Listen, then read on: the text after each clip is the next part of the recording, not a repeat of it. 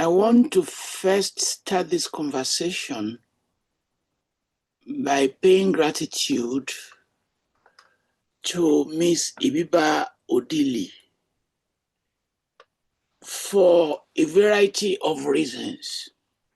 I got this idea from her when she generously gave me a book titled Game-Changing Parenting, and with a subtitle, Conversations on Parenting in the 21st Century. Without this book, this program would not have existed. And secondly, she's the one who put this panelists together. Without her, I would not have been able to know the other speakers. Our book, which I had the privilege of reading,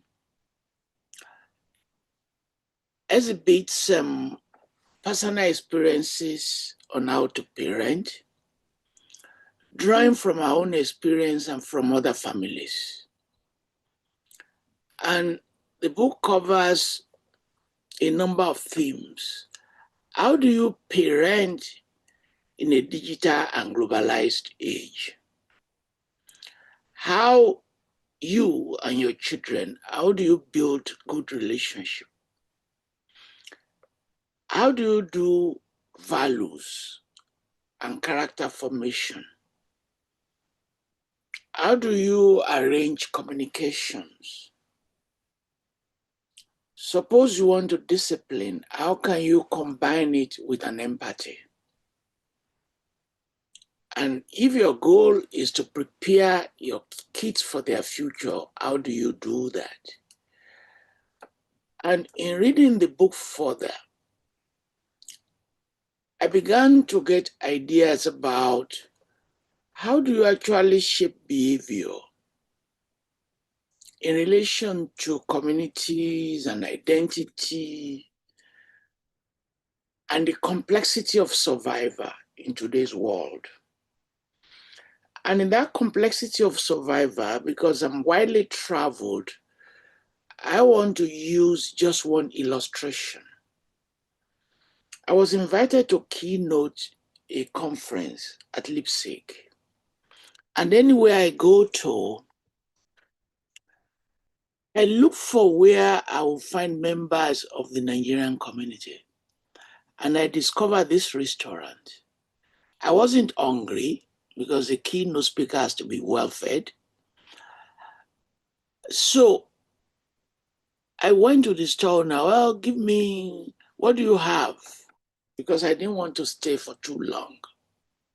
Said they have pando and food. I said, give them to me with a bottle of beer. And as the store owner was delivering this, I was surrounded by a dozen people. I did not know the reason. I wasn't afraid. I mean, they can't do anything to you in Germany. In Nigeria, I'll be afraid. So I ate little, drank my beer. As I was standing up, all those 12 people just descended on my leftover. It was the first time in my life I would see human scavengers. I've seen people on the street sides in many countries, Japan, New York. And I broke down, I began to cry. Scavengers, human beings scavenging on leftover food. And I began to pose the question, why couldn't they go back? At least couldn't they go back to their families and do what the prodigal son did in the Bible? God, my dad, I know I've offended you. Forgive me. And I was talking to myself, their parents will forgive them. Or why couldn't they go back to their farms and do farm work and plant food? I was just asking so many questions. Then I went to those who invited me. This is what I saw. Can we do something? And they said, Immigration laws will not even let you do something. The scavengers will not let you do something because it will lead to their deportation. That's one experience. The second experience, I've been to Italy and Spain and Germany, was about, they call them the red light. If you go to Berlin, if you go to any European city, ask for the red light. It's like Toyin Street in Lagos, or one of those Abuja hotels in which you find girls beautifully lined up on the street.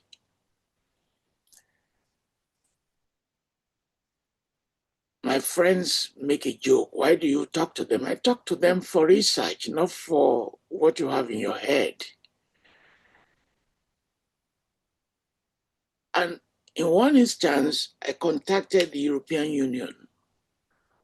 Can't you empower these people and give them money to trade so that they could go back home? Whether you like it or not, these are cases of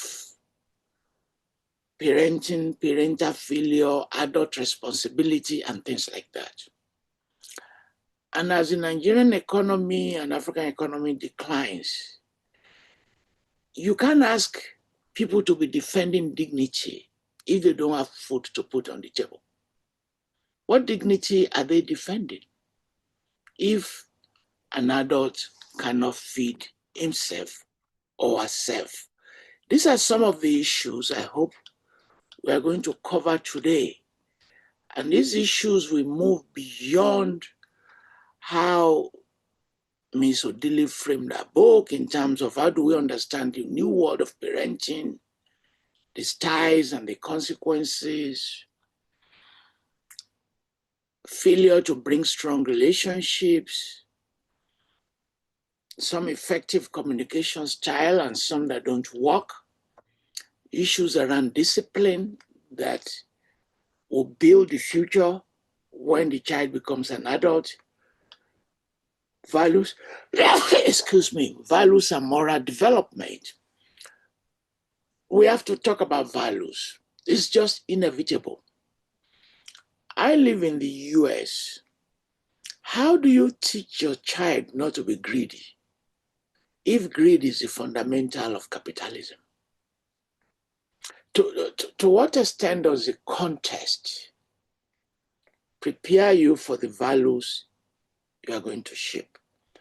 How do you tell a teenager in Lagos not to do Yahoo Yahoo if the teenager sees people doing Yahoo Yahoo who are doing very well? And I will tell a third personal story. All these stories are personal, they're true.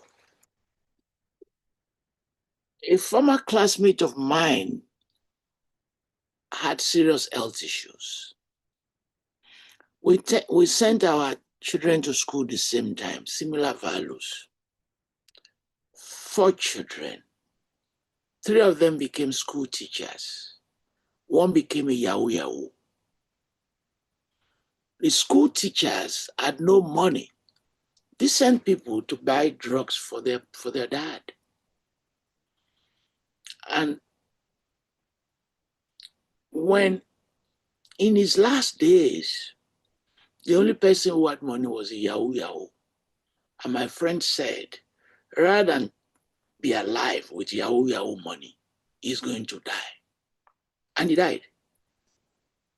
True story. He said he will never take money from his Yahoo Yahoo son to prolong his life. If a school teacher's children have no money to prolong his life, he wants to die. And he died. So those are issues around values. How children will take decisions, parents will take decisions, and have many friends who sold their houses to send their children abroad to go to school. The children got there. Instead of going to school, they use the money for drugs. The issues around responsibility. I don't want to anticipate this conversation because we have a cast of people who are far more knowledgeable than me in terms of this subject. Ms. Odili is appearing on this program for the second time. He's a retired from the National Drug Law Enforcement Agency in 2025, rising to the level of Assistant Commander General of Narcotics, and he developed an illustrious career. She's a founder and CEO of Phenomenal Strides, an NGO organization. She's contributed as a speaker, writer, lecturer on issues around parenting, youth development, substance prevention, community resilience. We welcome you to this program, Ms. Odili. Thank you very much. Thank you. I cannot hear you. Thank you, say Prof. Thank you? Very good. Yes, thank you, Prof. Are you hearing me now? Yes, nice. Okay, thank you, Prof, for that generous. And then my sister, Bosse Sarah Obuna. Am I correct? Yes, you are, Prof. Good afternoon, Prof. I don't want to use my favorite soup to call your name, Obuna. It's not too far from it. You could see that they should spank me for that joke. She's an Nigerian-born Irish healthcare professional, author, publisher, community leader. And just as I was telling you my personal stories and experiences, her life story, I hope she would share some of it, is a testament to courage and passion to uplift the lives of others. And she's been doing this for a long time. Serving as in civil service, to becoming a nurse, facility manager in Ireland, and she has constantly turned challenges into opportunities for growth, not only for herself, but for everyone she serves. For those of you who may not know Ireland very well, it has contributed one of the largest numbers to Catholic nuns in the world. Those of us who went to school in the 50s and 60s, we were taught by Catholics, sisters from Ireland. We cannot thank them enough for the contributions of that country to our society. She's also an author, like Ms. Odili, and a publisher, and she also did Nurturing Greatness, Journey Through Mess, which is also on parenting. OKC Widow Meshach is a Christian. Meshach is a Christian name, by the way. A lawyer, publisher, senior lawyer at the Commercial and Operations Legal Advisory at ExxonMobil, and he previously worked at General Electric in Cote d'Ivoire. We went to the same school. He as a student, collecting LLB from Babcock. I as an honorary doctorate recipient. So both of us are alumni of Babcock University. And from there, he went to Northwestern University School of Law. He loved school so much, he collected another degree in business from Spain. He does a lot of leadership work, mentorship work, empowering young lawyers, and he loves to talk about family and play board games. His wife, Omoloro, and him have a daughter, and a son. Jomiloju Konosio. I must confess, it's the first time I'm coming across Konosio as a surname, as a last name. It's one of my favorite brandy. It's named after Konosio.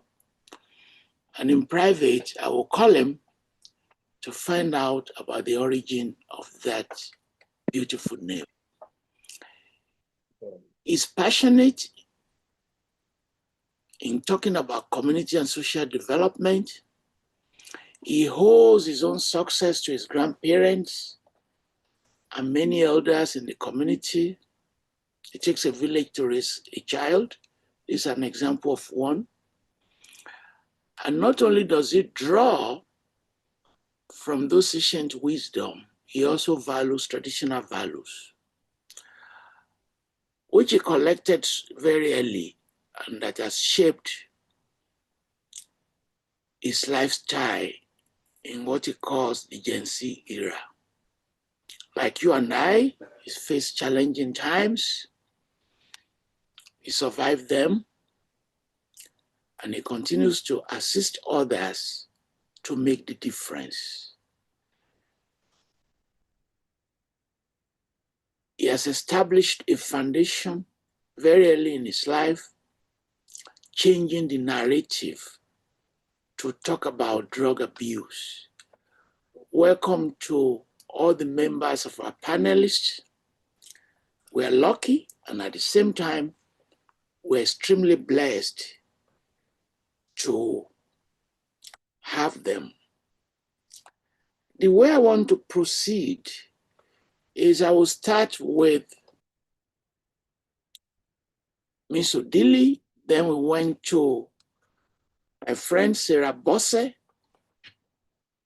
after that to Casey,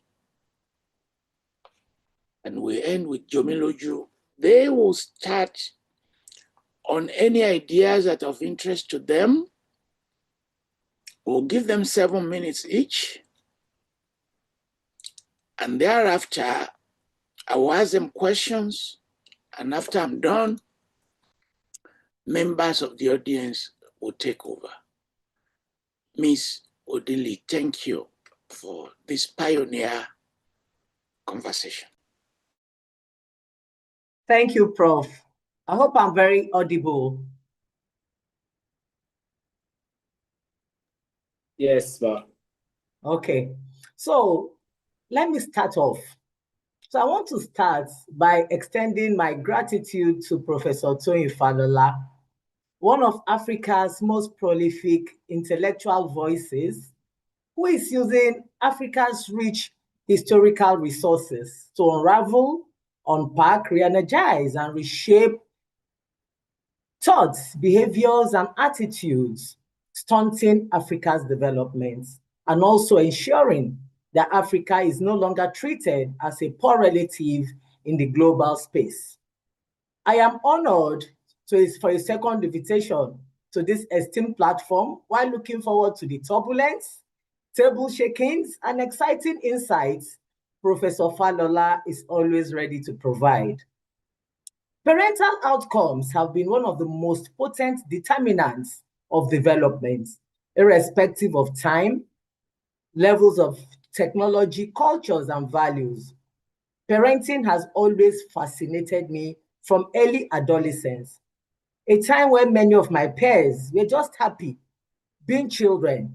I curiously started scanning and probing the different parenting narratives within my environment. From my home, I watched my mom, a single parent, single-handedly raise her 5 biological children, and others from her extended family system, and some who came in from time to time in response to her charitable nature.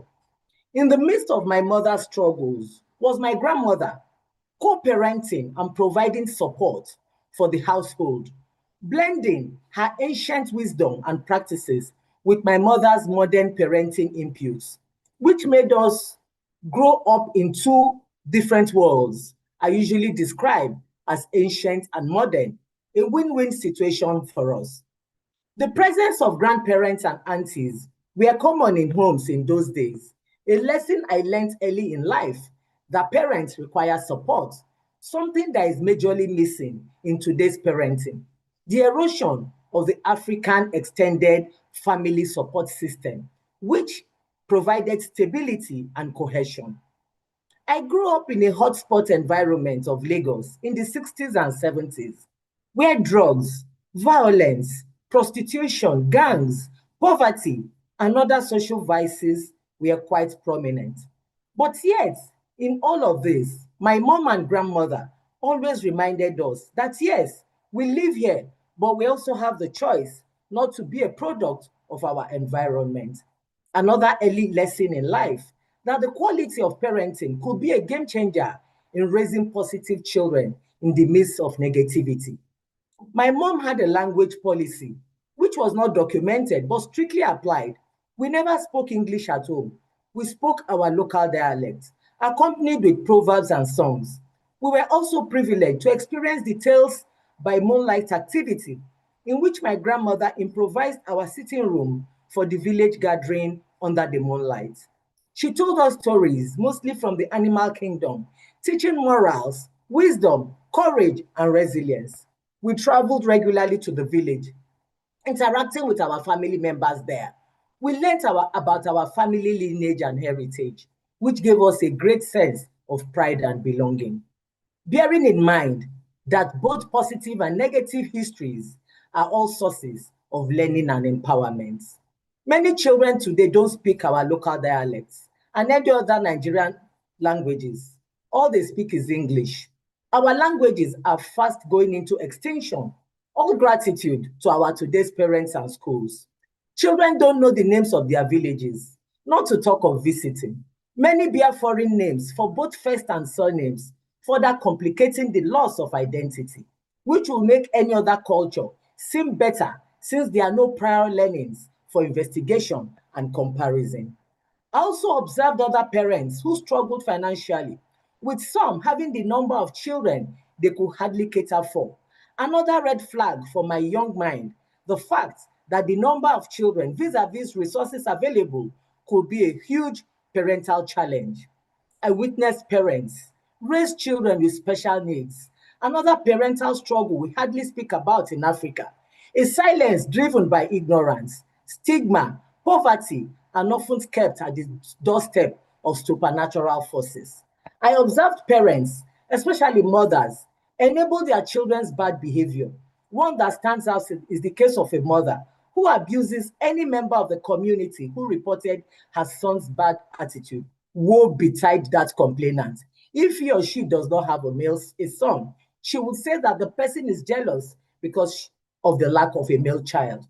Another critical factor in African parenting, the placing of a higher premium on the boy child, which in some cases negatively influences their upbringing.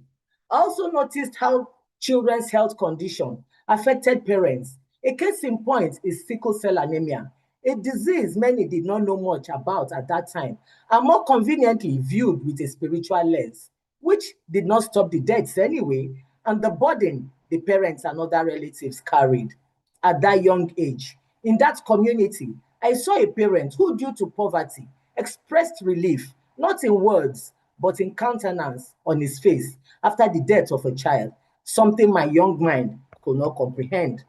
Another significant lesson that I learned was that affluent parents were not left out of parental burdens. The rich also cry, they say. They also had their own struggles.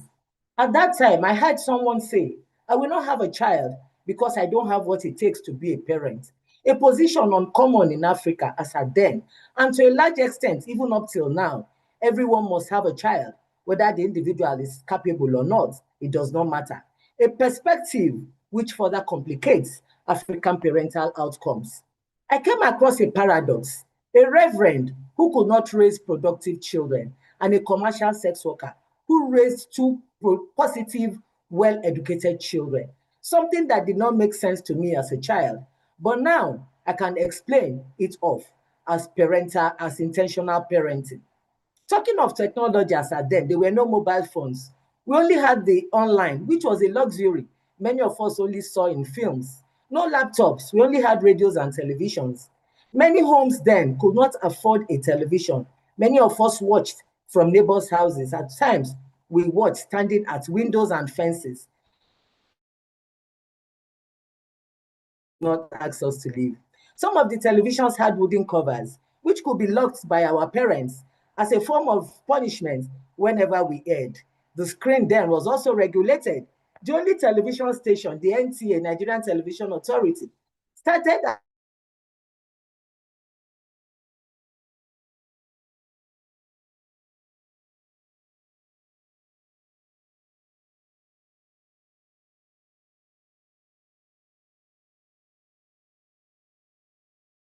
Let me bring in Sarah.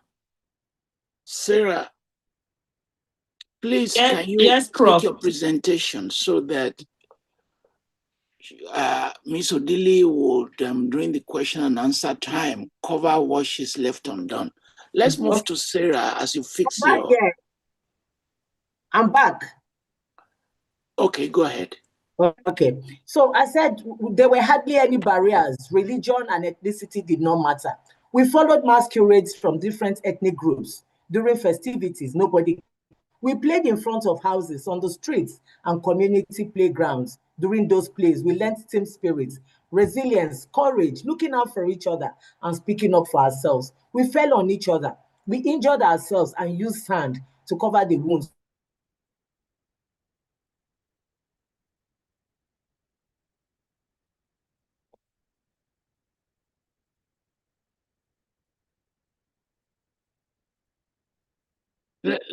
Let me return to my previous suggestion. Please, Sarah, make your presentation. Ms. Odili would finish our conversation in the next segment. Okay. Thank you very much. Yeah, thank you very much, Professor Falola, for having me. I appreciate this opportunity to come on air to share my my journey as a parent, parenting across borders, or even saying parenting intercontinentally. I will not also start without thanking Ibiba for bringing me on. She's like a parent to me as well. I won't call her a mother, I call her a parent. So I'm really grateful for all she's done. We used to be colleagues while I was in Nigeria. And I also want to thank everyone, my co-panelists, and everyone who have made it possible for this day to be. I stand on existing whatever existing authority and procedures that has been laid before I come in.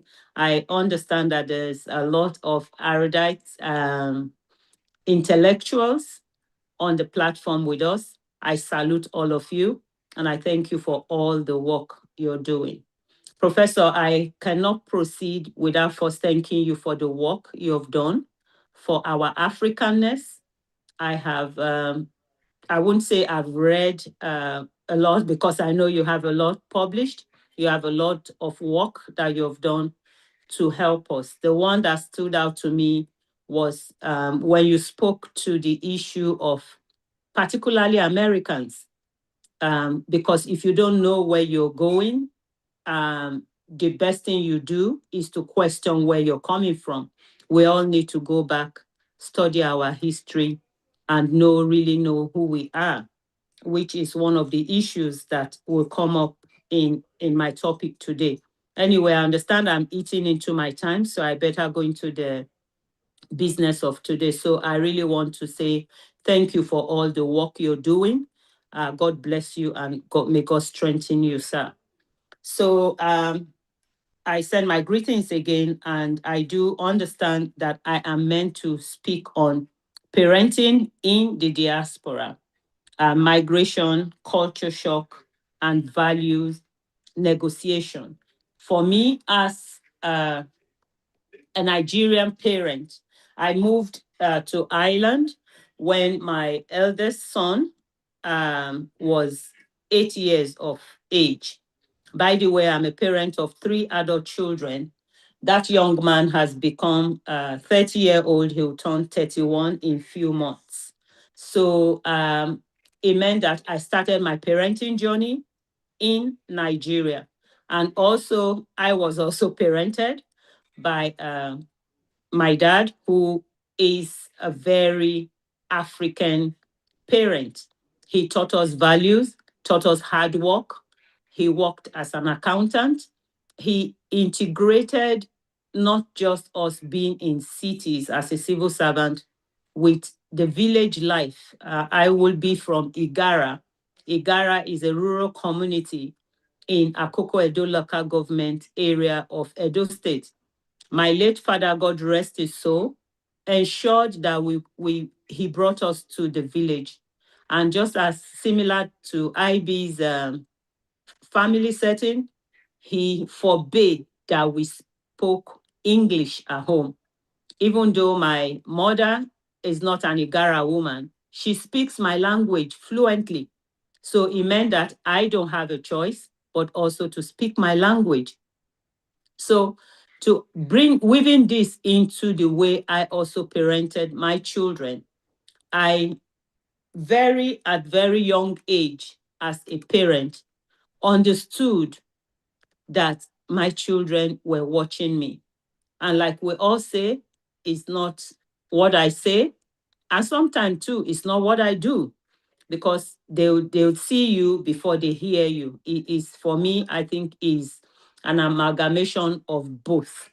So when IB approached me with this topic, I told her that I would rather speak from socialization and psychology of what makes a parent, as well as what we bring to the table. Because like they say, you cannot give what you don't have. But I often also say that you may not have the skill to give what you have. It's very popular in Nigeria for us to say the boys who are now men, who helped their mother prepare dodokire or dundun, are now MDs of big banks. But they may not have what it takes to go back and use those skills that their parents used in training them to now bring those dundun and dodokire to the generation of today. Yes, they have it, but they don't have the skill to give it. So in terms of sociology, it's the same all over the world. You come to this part of the world and the stratas are there. Are you living in a low income area? Were you raised by haves or have-nots? Were you raised in an educated home? If you left your home country to your diaspora base, you are likely to go to the same neighborhood from which you were raised. I find people in my present abode who shy away from certain location, even when housing agents bring them to certain places, they'll tell you it's too white a neighborhood for them to stay. They still wish and want to go to places where they will be around their comfort zone. I'm not saying comfort zone isn't right, but don't forget, I'm talking about parenting. It means that when you parent in such an area, you'll be sure what you get out of it. The psychology side of it, like we all know, social learning, and like we all have said, the children learn. How do we treat one another? What do I bring to the table? How do I react under tension? What are my values? Which is one huge part of what we're talking about. I will also want us to know that what shapes our behaviors and the values that we eventually portray or exhibit is the consequences that meet whatever actions that we exhibit. We know that consequences are a modifier of human behavior or our behavior. So when we withhold consequences, Whether it's good, whether it's, oh, you did very well, or you didn't do well, it invariably brings out whatever value you're trying to place on this child. So in my journey as a parent, having raised children in Nigeria and also coming to Ireland, just like Professor has said, Ireland is a country that was known, or I still say was, think I may not be far from using that word, as a land that was filled with saints and scholars. That's how they were referred to. They sent reverend fathers and reverend sisters all over the world. They educated a lot of people, but that is not so today. Our churches have been abandoned. Most churches have been converted to pubs. Most of the children, too, are not following in the steps of the scholars that we have. You see all the what is left of the saints and the scholars that we would have known the Irish people for. However, when I got here to parent and parenting in this community, the first thing I noticed is the individualism in the Irish people, or let me say the European citizens. The Irish people are not too far from Africans, but they are now part of European Union. So it meant that a bit of their Irishness has also been eroded. They have to be, in quotes now, Europeans. So when my children started school here, primary school, just like in Nigeria, they go to school and they call their teachers auntie. And the teachers will sternly turn around and say, don't call me auntie. I am not your auntie.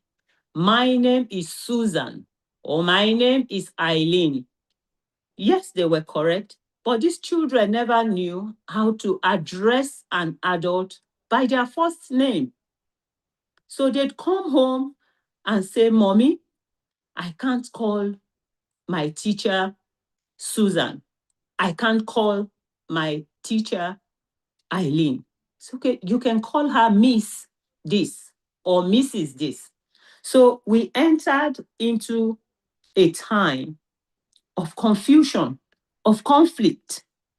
And that's when I had to quickly start to ask myself, how can I do this? And how best can I not lose my children? That will make me to touch on the point of intentionality. IB also used that word. We need and have to be intentional. I am not going to address other parental styles of people who arrive Europe through the boats, through the desert, and found themselves in the shore of Europe, walked the red light area, and maybe in some ways they became parents. Some of those people, probably due to no reason, no to blame them, or as a result of any way to point fingers at them, may not have much. They have values, but where they place their values may be far different from the kind of values you expect me to display here today or talk about here today. There are probably people who just want to survive, or who want to have those children to get their papers, so to speak. So intentionality for these people will just be to survive. Just eat, wake up, be grateful that you are in Europe and you are my ticket to getting the paper. Maybe when you turn 18, you file for me as a parent. Another thing I will talk about is the fact that when we talk about globalization, it means that we're looking at all of us in one room. But don't forget, in that big picture, in that one room, is your own room, your own globalization. My late husband will be an Igbo man. He was a proud Igbo man. He was a man who didn't want to play second fiddle to anything and anybody. So he had inculcated that into the children to let them know, you are Igbo. You can't be like this. You can't be like that. So straight from my own home or our own individual four walls, we knew what was acceptable.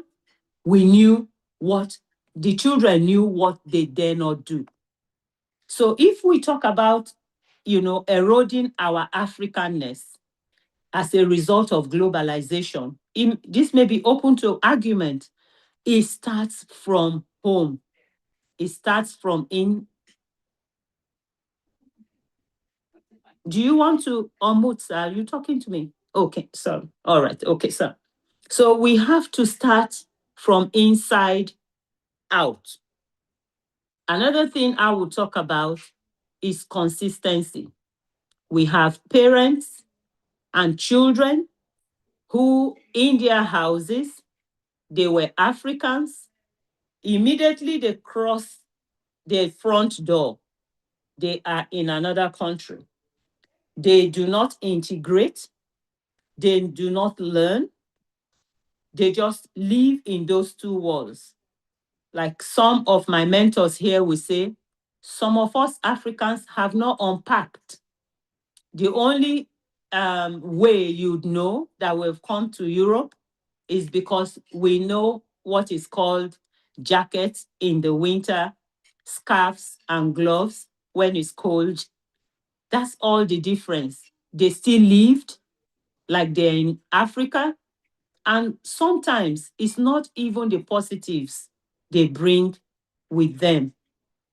Of course, it's not far from the truth when anytime you see an African enter a shop or somebody of color, of my color, they think we have come to shoplift.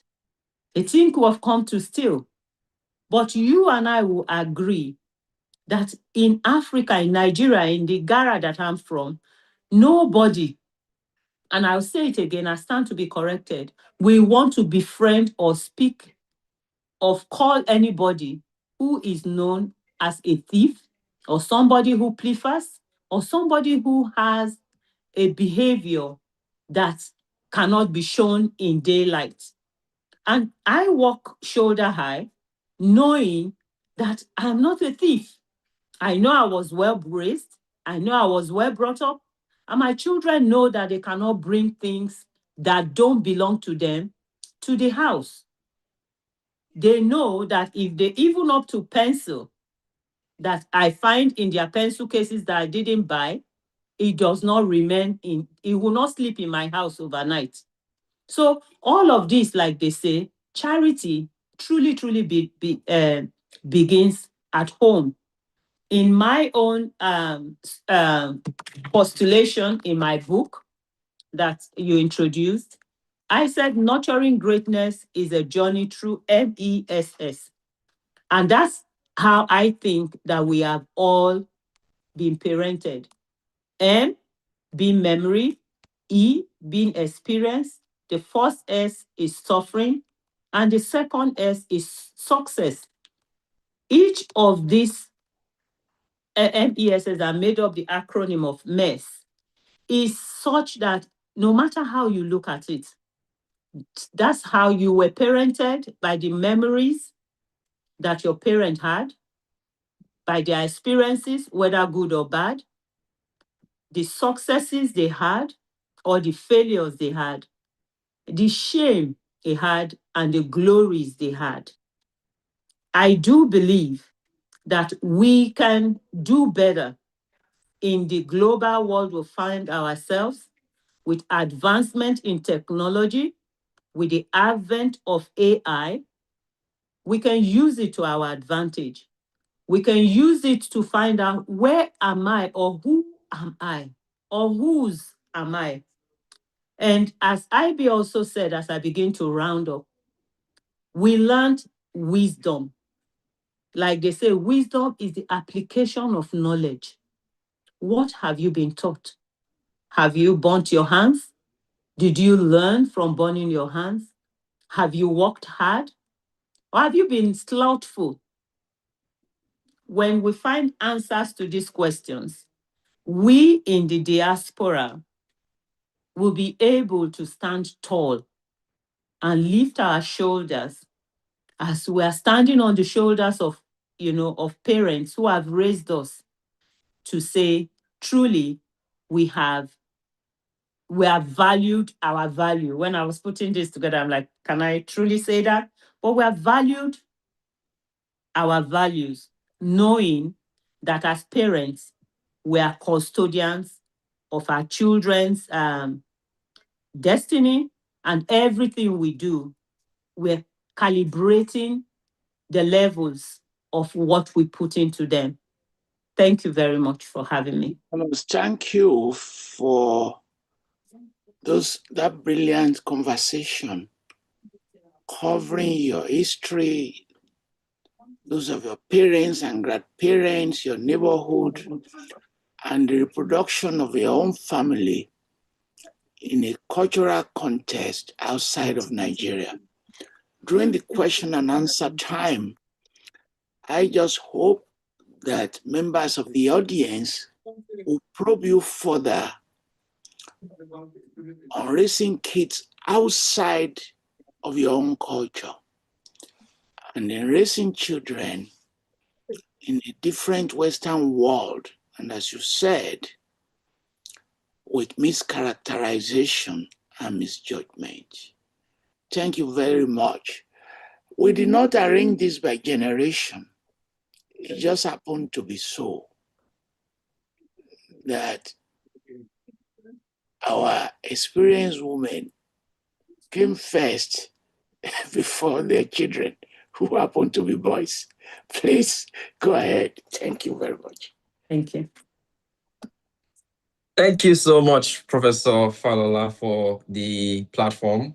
Thank you to everyone who has organized this. Thank you for the invite, and I hope that we're able to have a good engagement as we continue on the conversation. I think it's a very important conversation that we are having today, and again, happy to join. I think one thing we'll realize as I go ahead is how that as the millennial on panel, I feel like the middle child here, and you'll forgive me if I'm having that syndrome and just being a little short in my speech and trying to run and hide behind everything that has been said. But it's very important. The foundation that has been laid is very important. We grew up in an interesting period. I think I'm bringing the view of millennial parenting in Nigeria, and like I grew up in Lagos, and that's my context. So I'll put some context around what I'm saying. I grew up in Lagos, Ikotun area to be precise, if you know it. And interestingly, we came from, I'm originally from Delta State. I say originally because I almost feel like my generation had a shift with culture and origins. And I'll tell you why. My mom and dad moved from Delta State. They grew up, lived and met themselves in Warri, and then moved to Lagos for greener pastures. My dad had a job here and they had to move. And upon getting here, my brother and sister, who are the elder, I'm the last born, both of them had Isoko. We're from Isoko South. Both of them had Isoko as their original language, like their first language was Isoko. And they would run around the house, go to school, speaking only Isoko, because again, my parents had that same view of you speak your native language in the house, and then you go out and you speak whatever language that is spoken there. But not once, not twice. A lot of times the teachers will call my mom, or like they were in phones, but they will come to, mock my mom about how that the children don't speak English or speak any other thing, and they can't understand what she is saying. And so timid as they were, trying to fit into Lagos and trying to be, the Lagosians that they have now become, they wrote a rule in the house saying no more speaking of Isoko in this house. Interestingly, at the time I hear, they said they weren't going to have any more children, but I came. And so I came into the house where no one spoke Isoko, and I don't speak Isoko now. But interestingly, I speak Yoruba very well. I speak the language of my immediate environment, and I'm happy with that.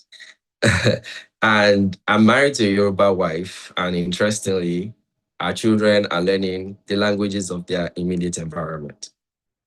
Doesn't mean that we don't have, we're changing in the values. It's just there's a different cultural context that is going on here. We still played outside. We had outside play, and I'm sure that's how I picked Yoruba, because no one spoke Yoruba in my house. And the other interesting part of our cultural move was how that as millennials, we witnessed the world without phones and with the phones. And so in our adult lives, we are faced with parenting with a template that we really are struggling with, because while we want our children to go outside to play, because that's what we had, we also understand that their phones are the digital world that they are now natives of. While our parents were privileged to have longer umugwos, in our time, our parents are still working, and they can't even afford, they usually are not able to fully be with us for 5 months, 6 months, even also because we also sort of have that feeling of, oh, we don't want our parents to be in our house for too long. All that's changing. And so usually, in fact, the artificial intelligence, social media has so much information that helps us navigate some of the things that our parents could have taught us, right? I remember vividly how when my brother had his children, and my mom would go and say, you know, these are some of the things that she remembers. It's been how many years? About 30 years since she had this experience of having a first child. And she could only but remember a lot. But the social media platforms, the internet, Google was a very good help with finding out a lot of things. So I'd say that as I continue to speak, please note that, you know, I will not be speaking so much from an expert point, but just really as a Nigerian father that's trying to figure it out. Good. The introduction said I have 2 children, and I have 2 children. I have an infant who's 3 months old and a toddler who's 3 years old. So I'm still very well figuring it out. I have no idea whether my parenting style is great. I'll probably know in a couple of years, maybe 10, 20 years down the line, and see whether the screen I refuse to expose my daughter to will pay off, or whether the language I want her to learn, which are probably French, Mandarin, and Spanish, are useful in the future when she grows up. I don't know. But you know, I'm saying that so that when the questions start to come, my very first answer might be, I might not really know. But I would say as much as I can based on the research and things that I've seen with friends and family members that are also parenting. But one thing that parenting has taught me is actually humility. It's a state that has introduced questions that nobody really prepared me for. From the first time you see your child, or see when I saw my children come out, I realized how quickly responsibility had changed. And the further context that I didn't give earlier was that I lost my dad when I was 3. And so I grew up with a single parent who figured out Lagos in the most interesting ways, started a school and saw us through that school and, you know, through life. And at different points in life, I began to have doubts as to, it shaped me a lot in knowing, you know, the strength of a woman, but also brought in me an insecurity of, can you really be a good father when you haven't seen fatherhood really well? And not just from me. And usually I would see people's fathers or I go to houses where people have fathers. And the one thing I always remembered was how that the father comes back and everybody runs to the room. And I'm like, oh, is this how fatherhood really is? I don't know. I don't have context. I'm fine. My mom is at home. We're all fine and everything is okay. But I'm now a father and I'm realizing how important it is for presence. And unfortunately, I have my phone. And my phone is my new escape when it's almost like fathers in today's world are now absent because of the phone, not because they're going for golf or going to recreation clubs. The further thing is how culture is moving very quickly. Culture has moved from writing letters in communication to a quick text. And in all of those shifts, values haven't changed. And so it's the intentional work that we have to do as parents to settle down back to what are values? What are the values that our families must run by? And how do we teach those values? Quite frankly, it creates anxiety in me, because you're creating and shaping values in a system that you really are not very sure the tools that were taught to you, the tools that you were taught those values with are no longer available today. So while, like Mrs. Bieber says, and how she grew up in a home where they were told proverbs. Nowadays, I didn't necessarily hear proverbs growing up. I learned them from the TV. I watch a lot of Nollywood and I hear those proverbs. I'm like, okay, what does this mean? And then they tell me the meaning. Now our children are learning, they're not necessarily learning from it, but there's social media everywhere that's pushing ideas to them. And my major goal in life is to always be the first to teach my child something before they see it online. Just because I want to be there first before anything happens. That creates a lot of anxieties, to be honest. The tools are changing, but the foundations should not, right? And so very early, and what my wife and I learn and are learning to do is to find the best system and structure that works for creating and shaping values. For us, it's very sure. One of the surest foundations that we have is our Christian foundation. And because of that, we're able to be sure that we're teaching them something that works, because in Christianity, there is a religion that they can follow, and that structure can create, sustainable success. That's what we think, and that's what we believe today. So while the platforms are changing, while careers are changing, I remember one of the very interesting conversations my wife and I have had some time ago was, what if our children come and say they want to be social media influencers, or they don't want to go to university and they want to just learn a skill of Google University or something? I didn't have the answer. We're still having the conversation. It's not something we know what we're going to do yet. But careers are changing, platforms are changing, devices are changing, but we know that the values of respect, of faith, of responsibility, of kindness, integrity, empathy, courage, those things are still remarkably constant. We still need them in our society today. Those are the kind of children that we want to build. We want to build children that are responsible, that have integrity. And so we're still finding ways in the tools that we have to teach these. Because eventually we know that our children will leave.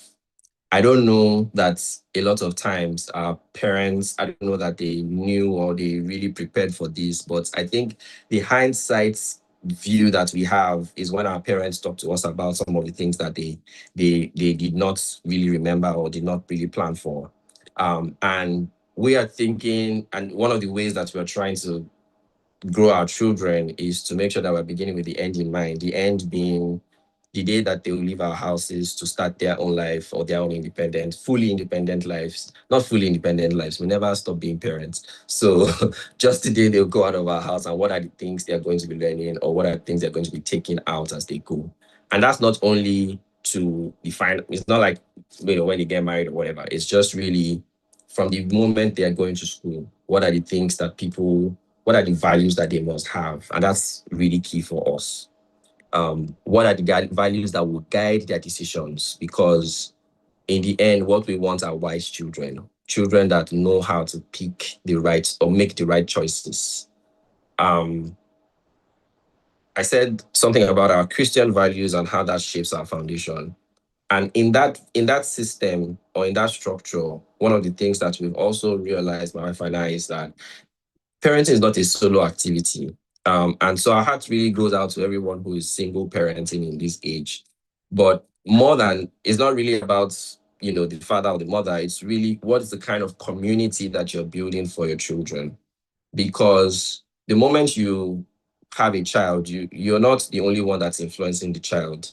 the child is going to watch everything that's happening around you. And so if you don't have healthy friends, if you don't have healthy relationships, it would also tell, right? So for us, there's family, our extended family is very important to us. And we always make sure that they're always meeting up. We're always seeing them, always having that view of, there's a family beyond the nuclear that you have. There's our church community that's very important to us. And so choosing the right church was very important for us. And our friends, who are the mentors that we have and they see, who are the caregivers that we expose them to, and how do they behave? How do we present the care that they must that they must give our children when we are not there? Also to the school that they attend, how do we pick the right schools for them? By rights, it doesn't mean it's the best. It doesn't mean they don't do anything wrong. It's just that environment that breeds a good child that has the kind of values that you want to see in them. By the way, remembering that we're starting tabula rasa, there's nothing in this child's mind, and we're the ones having to model everything to the child. So we must model every value that we're teaching to our children. If we say that we want them to be kind and honest, then they must see us being kind and honest. If they're going to watch that on a screen, it has to be really, pure. It has to be fully kind and honest. Not the side. And you can't. And not, most times you can't really trust a lot of content that you see online to be fully kind all the way or respectful. They will usually listen one or two social influences in those things, and that's why they must. For me, it should come from us. As millennials, maybe our unique, like I said before, our unique contribution is really that we've seen how the previous generation was, and we are navigating into the digital age. And so most times we are really, really just figuring it out and not having all the answers. Some things that guide us, one is we know that technology is a tool, it's not a teacher. And so we must remain the primary teachers for our children of the values that we want to see. Most times that tells us that we have to curate the kind of technology that they see and they use, right? When we had our children, we started reading a lot online and seeing how, you should not expose your children before the age of 2 to screens and all of that. Unfortunately, you will see a screen somewhere. In fact, when you're sitting down in the plane, traveling 10 hours, there's a screen in front of them that they have to see. So more than stress about whether they're seeing screens or not is really what are the things they are seeing on the screen. And of course, as much as possible, minimize. Second thing I need to rehash is how we cannot outsource character formation to our schools. For formation of their character, it has to be firsthand seen by us. At least that's what I think we want to strive to do. We're not outsourcing it to the algorithms. We're not outsourcing it to even the church or the school. We want to show them by ourselves that this is how character should be formed, while those other platforms can then enhance, right? It's not saying they are not useful, just these are enhancing platforms. As these children are digital natives, I think they are, they still need timeless values. And so we must teach them those. And the goal is not to just raise obedient children. We want to raise wise adults. So the children should not just be obedient to us because, I had a little shouting match with my daughter this afternoon as to going to take a nap, and she didn't want to take a nap. And, that's just, it was just I need you to listen to me. I don't want to do this. And that's as simple as taking a nap. I wonder what it will be when it is something bigger than that.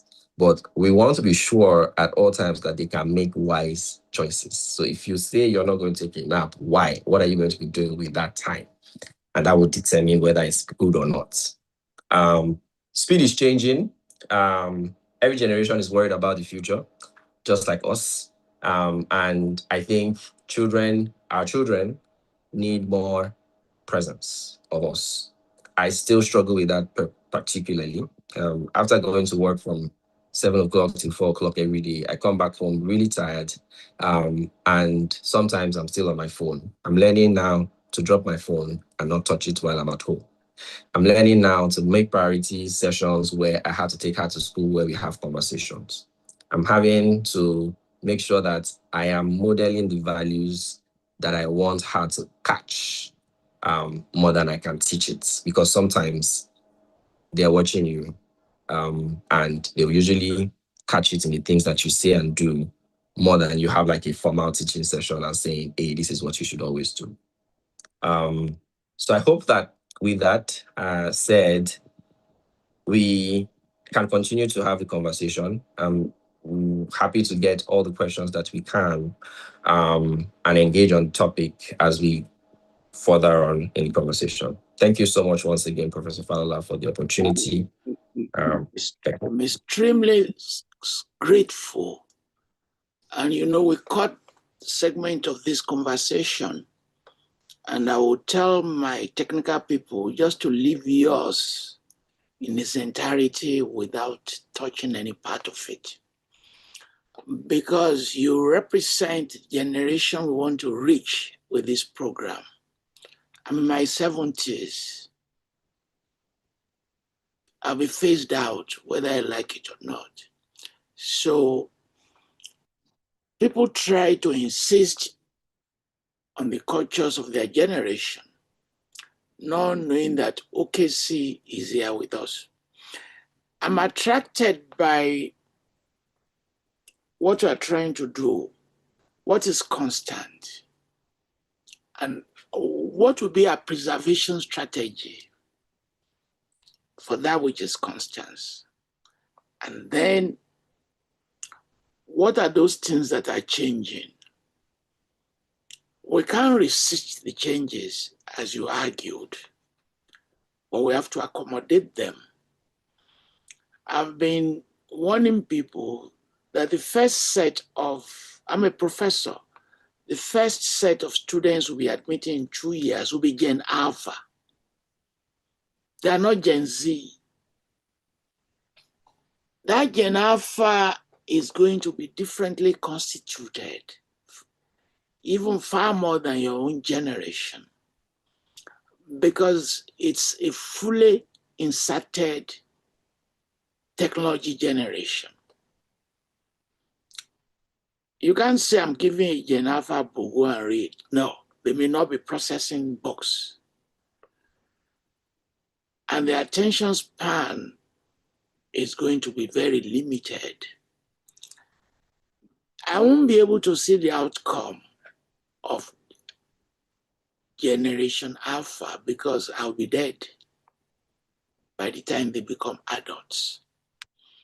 But I can contribute to shaping the conversation in various ways.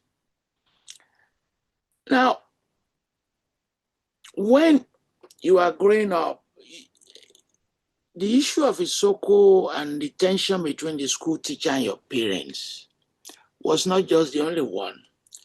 You grew up in a generation where they knew only 3 occupations. Go and read law, be an engineer, and be a medical doctor.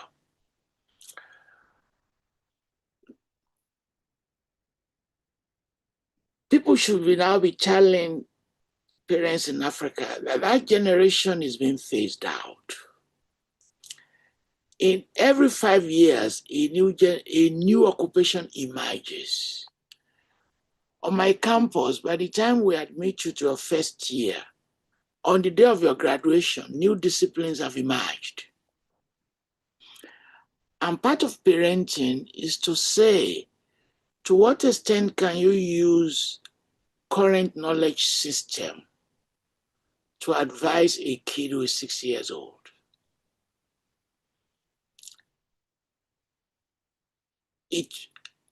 Years later, I was very good in economics, far more than the history that I did. But nobody called me aside and said, go and do economics. Because they were not familiar with that discipline and its limitless capacity. So my second daughter combined engineering with business. That kind of degree doesn't exist in Nigeria. in which you have multiple combinations. And later on, she combined it with museum studies. And later on, she combined it with geography. So part of what we have to do on the African side is also to say that parenting's capacity for knowledge system can be limited. And that when their kids bring advice, they should go and seek knowledge themselves. Because we are now having a situation in which, when it comes to knowledge system, the younger person may actually know better than the parents. And you mentioned the issue of discipline. And we have to be making appeals.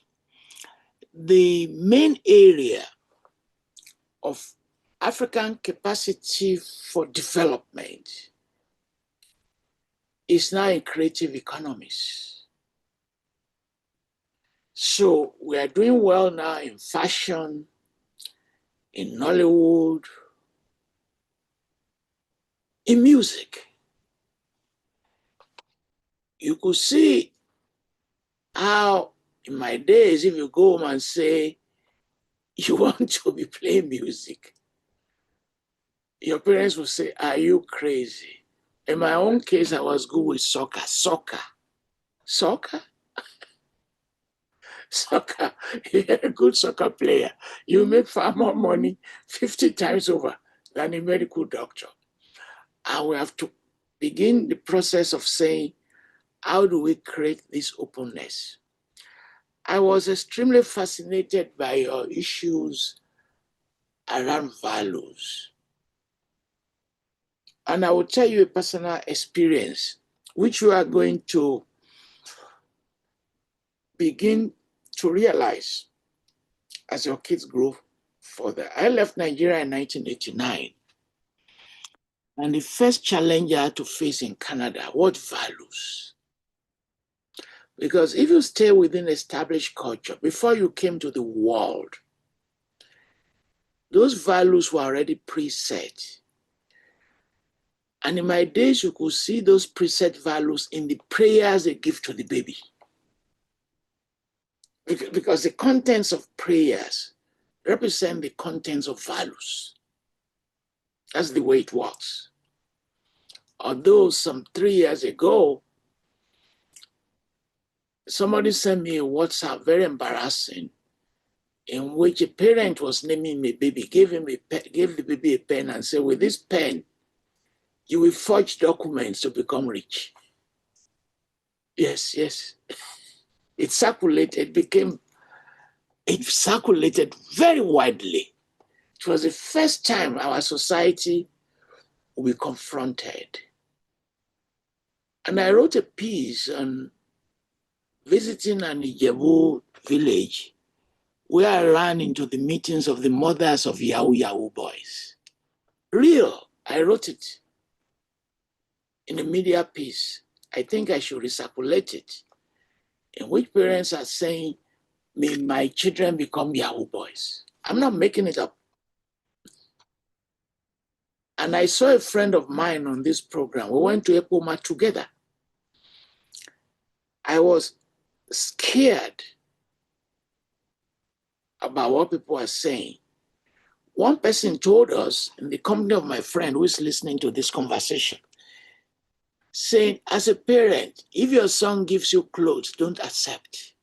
Don't accept gifts from your children, because they can be ritual gifts. And you could see the extent to which we are managing change and we are also managing disasters. A brother taking the daughter for ritual money. And you could see how all your major points have resonated with me so well, and I cannot thank you enough. Let me go to I Will Surprise You, Yomiluju. And I can tell you the reason why they gave him that name. Benefit-oriented, prosperity-oriented, I will raise you up so that when you become an adult, your life will manifest glory and surprises that will surpass my intention. Yamiloju, please, it's your turn. Good evening, sir. I'm so flattered. Please, I hope everyone can hear me clearly. Good evening, sir. I'm so flattered. Thank you very much. Thank you for your curiosity towards my name. And thank you for highlighting my other name as well. So I want to first of all appreciate each and every one of us here, and then I want to appreciate Professor Toyin Falola for putting together this beautiful program. I want to also appreciate Madam Ibiba Odili for involving me in such a great community. This topic we are here to discuss is a very important one. And I want to also acknowledge the people that have spoken before me in person of Madam Sarah Obuna and Mr. Okezi Wede Meshak. I'm sorry, I'm not good with pronouncing some names. So you said you wanted to plead the role that you were probably the millennial person here, and I was just looking in shock, saying, what would I say? I'm just 21, and as such, I'll be speaking according to my age. So I might not even spend half of the time you spent, but I'll highlight what I genuinely feel, because I feel like this topic is a underrated topic that we have to say, and we have to express our minds genuinely. We don't have to stick to any book or principle. We just have to express our minds the way we see it. And of course, I'm Gen Z. So I'm going to be saying some things that's, peculiar to Gen Z people. So I'm starting off. This topic is one of the most interesting and fascinating topics, which has been in the blind spot for too long. Parenting is declining. Growing up is declining due to various situations that surround the world today, most especially in a country like Nigeria, where people are striving and surviving by the flesh of their teeth. It brings question of how to relate with one's parents, what to relate with one's parents about, when to relate with one's parents have been eroded to a large extent. That is, the questions have been eroded to a large extent. Technology, culture, and the future of values. Technology, they say, is the biggest and best thing that has happened to us in Africa. But it is no news that even some of the greatest advantages and developments pose a great threat in our society. Starting off, I'd like to share a personal survey I made. I made the survey in my school just for the purpose of this topic. And it is actually a confidential survey. I walked around the campus of my school. I'm in a private university situated in Oyo Ibadan Expressway. So I thought about it that what's the possible best way to achieve or to bring a statement to the minds of the listeners and the viewers. So my statistic or my survey lasted a week long, and I was able to arrive in the following statistics. Please listen attentively. Out of every 10 people I saw, by people, I'm referring to students. I think I should interchange the word. Out of every 10 students I saw, at least there were 9 speaking English, which leaves us to 1 person speaking a native language.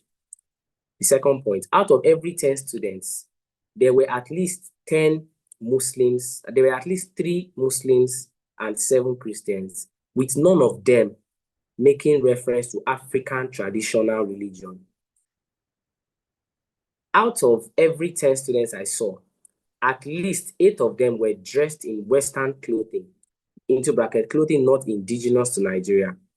The numbers spiked on Sunday when more people wore native attires to church, and even the native attires in question were not the indigenous type.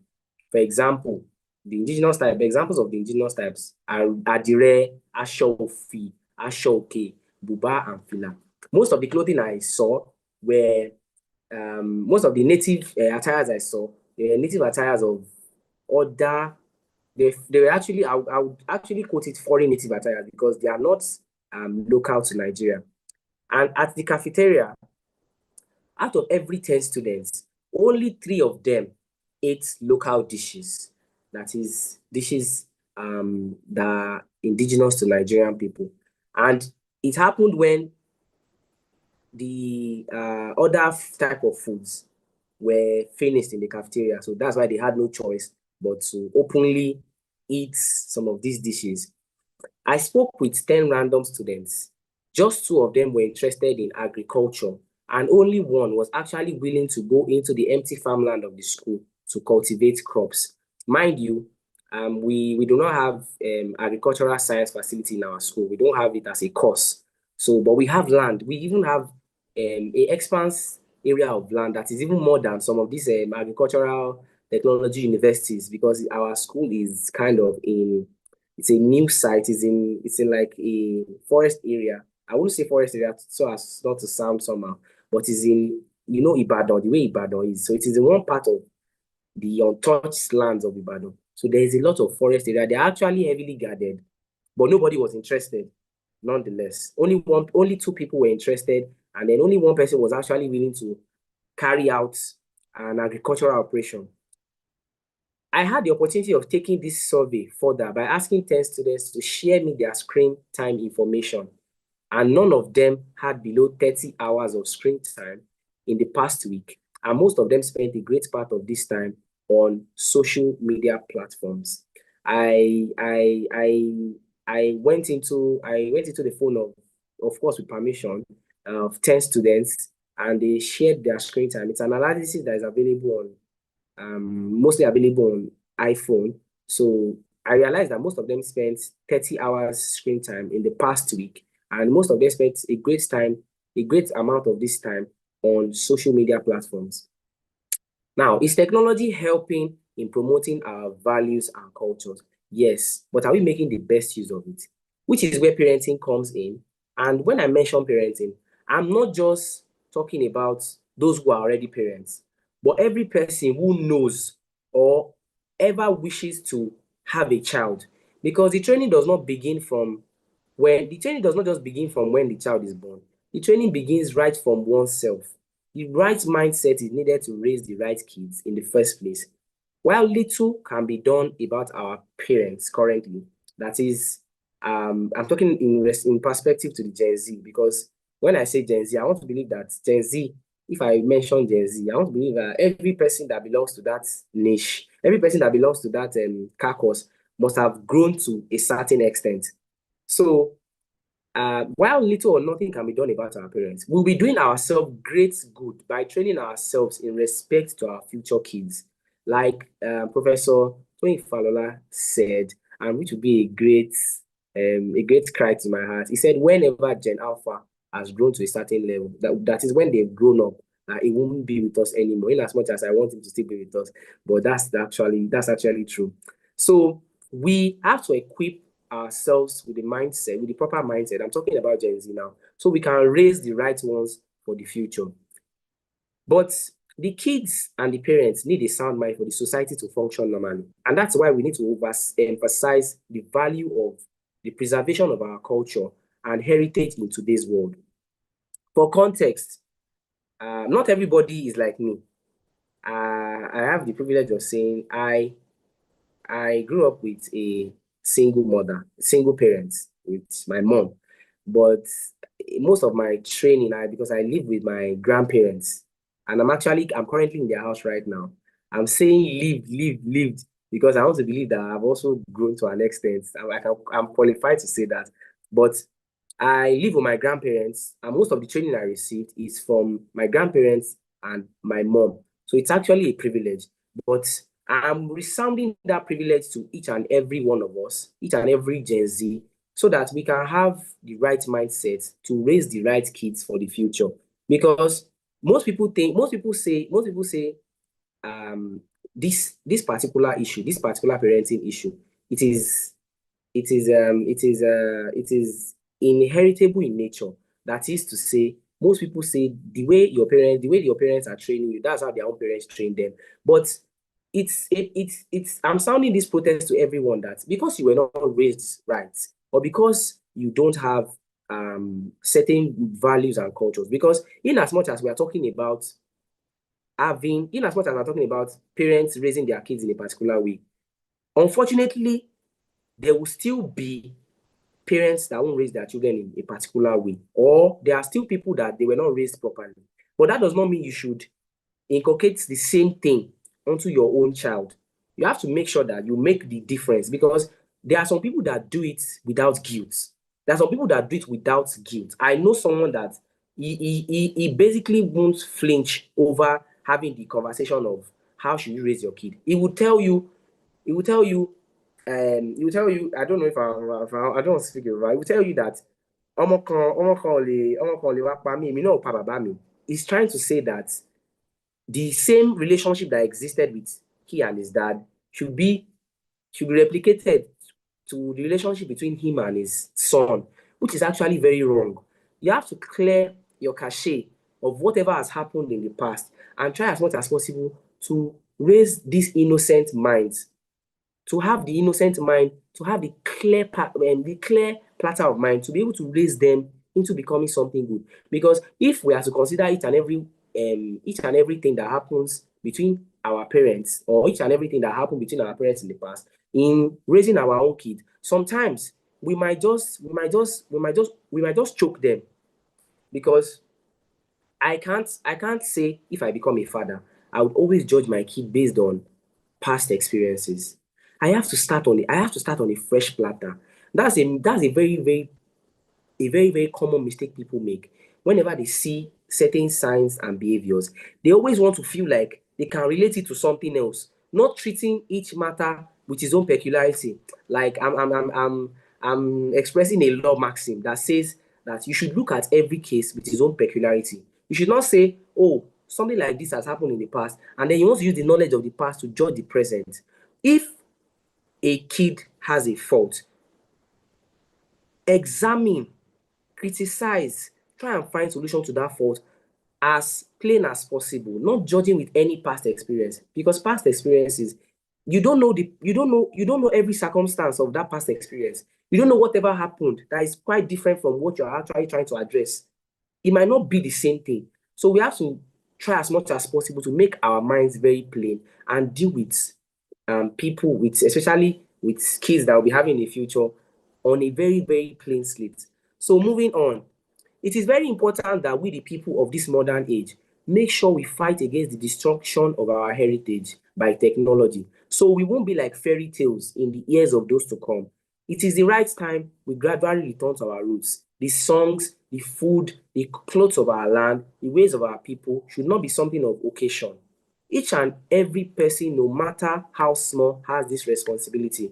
This is a roll call to tell people, to tell both Gen Zs and everyone, it's never too late. Because you meet some people and they tell you, my mom did not, my mom, whenever we speak English, my mom used to beat us. So it's too late for me to, and whenever we speak, I beg your pardon, whenever we speak Yoruba, my mom will beat us. That's why it's too late for us to learn. It's never too late. And it brings me to remember a particular time when I was in primary school. If you speak Yoruba, if you speak your native language in school, you'll be fined 10, 20 naira. I don't know if any other person can relate, which I'm sure I don't know. I'm sure no other person will be able to relate. But during my time, it happened to us. It happened to me. If you speak your native language in school, you'll be fined 20 naira. You'll be fined 10 naira. You'll be fined 50 naira. And after so many years, it brings me to resonate with the fact that what message were these people trying to pass across to us? That is the management of the whole school legalizing and trying to institutionalize a protest against our own native language. Because you're speaking your native language, does that mean you are not intelligent? Because you're speaking your native language, does that mean you won't get a good grade, or you won't at the end of the day get your BSc or be able to cope with your masters or something like that? In fact, if you look at our academic structure today, I read a paper by Professor Toyin Falola highlighting some of these issues. Let me start with academics. If you look at our school curriculum today, history is being struck out. Some particular courses that will help people to be more familiar with their cultural tradition and heritage. Even excursions are being struck out. If you want to, most excursions now, they are to fancy places, they are to other places that don't even teach us about our culture and tradition. The museums are usually empty these days. If you don't put a particular aesthetic where people can come and slay, where people can come and do something extra fashionable, they won't come to your museum. But most times, if you go to there's a particular museum in Badagry. Most times, if you go there, you discover that there's not even facility for these people anymore. When you are coming to visit that kind of place, it's almost like, oh, these are August visitors. People are abandoning our heritage, customs, and traditions. The second point I was highlighting under Professor Toyin Falola's article was in respect to religion. Now, this is a very sensitive topic, and I want to first of all apologize, but our African traditional religion is declining on a large scale. African traditional religion is declining. We are made to feel like African traditional religion is of the devil. In most societies, we are made to feel like African traditional religion is of the devil. That's why people are afraid of you if you wear bead. There are some type of beads you wear. People will be afraid of it. Don't near that person. No, that person is a jazz man. That person is this. That person is, and I'm like, there was a time I used to wear beads. I used to wear beads on my neck and on my hands, and then I saw all of a sudden everybody in my university started revering me to an extent, and I'm like, this reverence, this respect you are giving me, are you respecting me? What are you respecting me for exactly? It seems hypocritical. Everybody's like, leave him, oh. And I'm like, yo, I literally just like the fashion, there's a cultural pride and heritage you have, most especially when people are not really doing it, and you're like one of the few people, there's a pride, and like, me, I'm Ibileo, I'm this, I'm that. Even in the cafeteria, when I go and eat, sometimes I use my hands, and then people look at me and they're like, this boy is local. And in my mind, I'm like, what?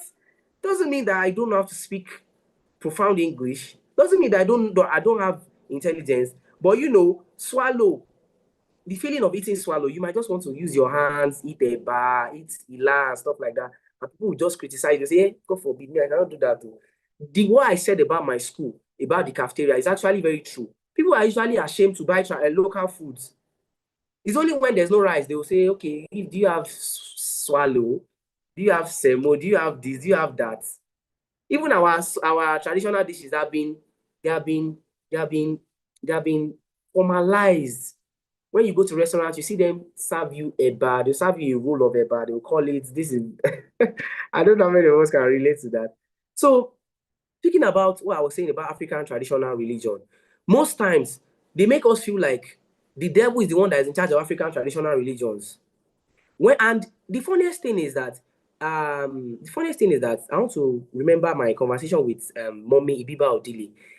The funniest thing is that sincerity is not particular to any religion. Sincerity is not particular to any religion. In fact, most of the churches and mosques these days, you find them to be more insincere than African traditional religions. To be very honest, I mean, in African traditional religions, they barely ask you for offering. They barely ask. Offering is not a must. But if you look at when you go to mosque, when you go to church, they seem to want to extort you more than these other people. The ritualism that we are always echoing about African traditional religion, when we say they pour oil, they pour palm oil on something, they pour this one on this one, they pour this one on that one. Even a lot of pastors and imams are into rituals, even other than some of these African traditionalists. And even some of them that are prospering in their fields, they make reference to these African traditionalists. There are a lot of pastors that are into traditional religions, and they cover face and then they come out to make it seem more holier than thou. But what they are doing behind the scenes, some of them go to seek blessings of some of these orishas in the villages. So we don't have to shy away from our roots anymore. We don't have to shy away from our roots, our ancestral roots, our traditional culture and heritage. Look at palm wine. Palm wine has become almost abolished. Palm wine has become something of occasion, even though it's not recommended for kids. Yeah, like it's not recommended for kids, but still, palm wine is like something that is native to us. Everything that is native to us has been abolished. Everything has been changed one way or the other. Even our music. Our music nowadays, when you hear songs, you're just like, what are they passing across, for God's sake? You don't understand the songs. There are people like Musiliu Haruna Shola, people like Ayinla Omowura, people like Kayode Fashola, people like Ayinde Bakari and the Sakara group. Where are the songs today? They are going almost extinct. So this is my campaign and contribution to the topic. I'm so sorry I spoke beyond the time frame I set for myself. I actually spoke beyond this. I'm Well, sorry. I don't want you to stop talking because it's full of wisdom, experience, and many things. And I went to a school whose first principal was Taisho Larry. By the time I was in that school, the principal was Balogun. The orientation of that school, you will plant your own food you are going to eat. You will contribute to building the next set of classrooms. I spent 2 weeks there, sir. So what you are calling for used to exist in terms of balancing skills. When I was a teenager, I didn't want to go to college, by the way. And I was a high school dropout. I've written 3 memoirs explaining those. But along the way as a teenager, I acquired considerable skills. I became a bricklayer. I went to an abattoir to learn how to sell and deal and handle cows. I explained human disease and medicine from my experience with cows, because our diseases are the same, from mental illness to depression. Cows also have depression. So, but that kind of opportunities are now diminished, because today, what younger people want to do was to drive Okada, because you can learn it in one day. They're just focusing on the money they will make in the evening, forgetting that a bricklayer already has a retirement plan. An Okada person, the day he falls from the motorcycle, that is the end of his income. So, but let me ask you a question, Jomiloju. There's an argument that are we not exaggerating parenting if peer pressure has more impact? Let's take drugs, for instance. You are not going to see many families whose children enter into drugs within their household. Yes, they may not be paying attention. They may be careless. They may not spending enough time. I understand all those. But many will argue that what you now call crimes are induced not by parenting, but by peer pressure, the type of friends that you met along the way. How will you respond to that? Well, sir, my response to that is that there is actually a saying that is very popular that says, "Show me your friend, and I'll tell you who you are." I feel like our friends should be an embodiment of our values and cultures, because you can't tell me that you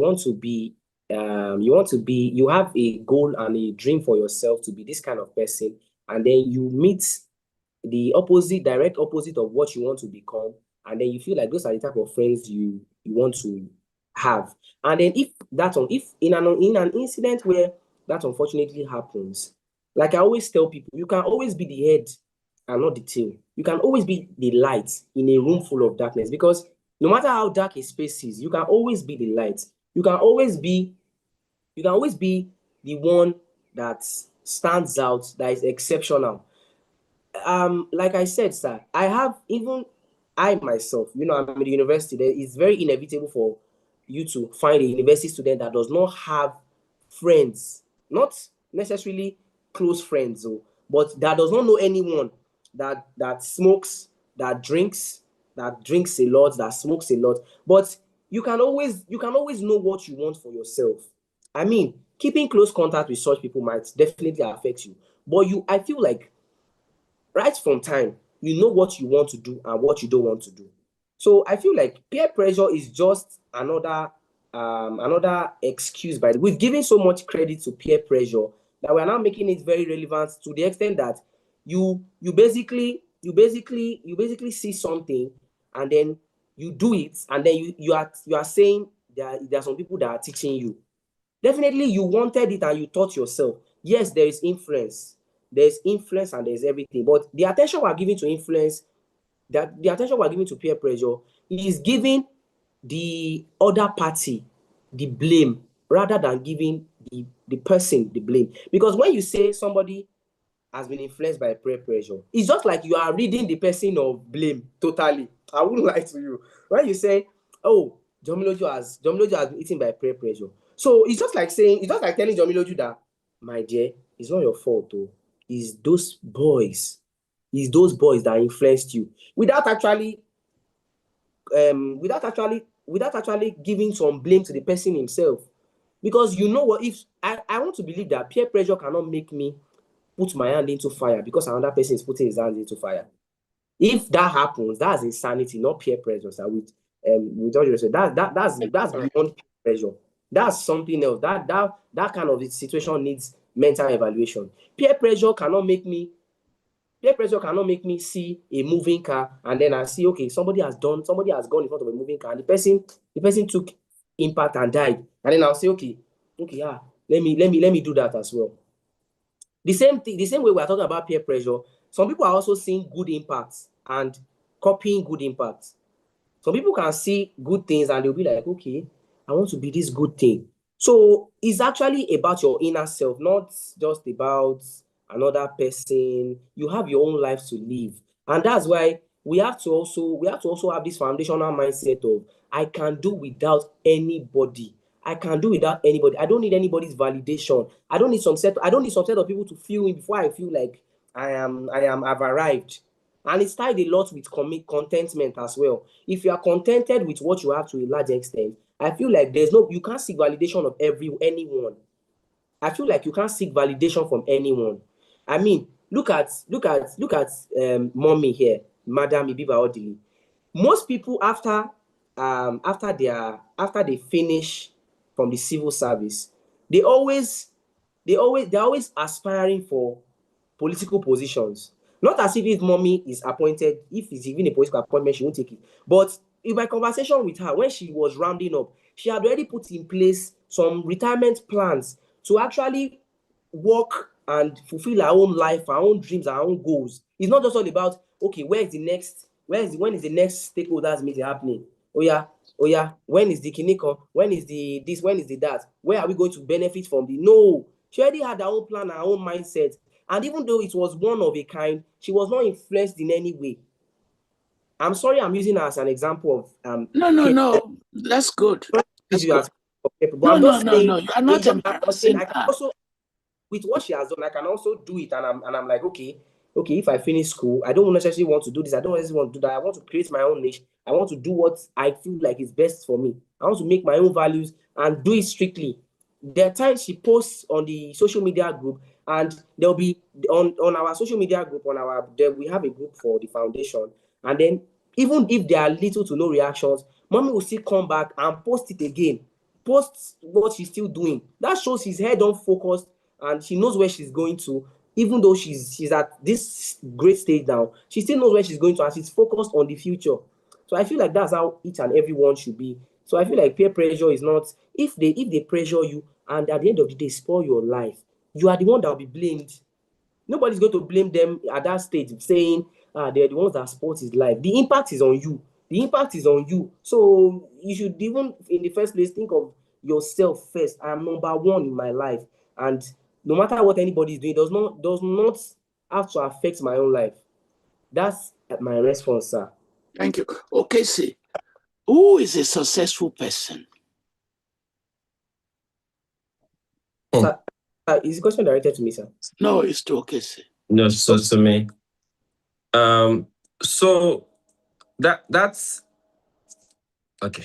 I give my answer. It's not a successful person is someone who is fulfilling purpose. And purpose, in my own understanding, is like a very wise man says, that's one thing at which you must succeed. Otherwise, if you succeed at any other thing, it won't count. So everyone has to answer that question. What is purpose to you? I think in answering further, the analogy of the phone is usually very useful. A phone is a communication device. And so if a phone can sing, can play music, and can what else?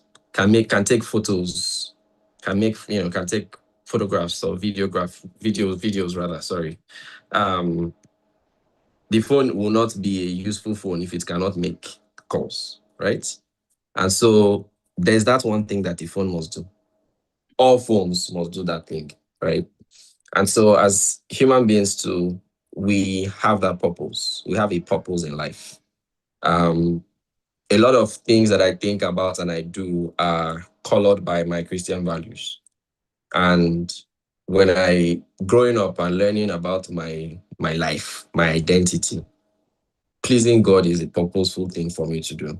And so in everything that I do as a parent, that just bringing it back into the topic, success for me is raising my children in a way that pleases God.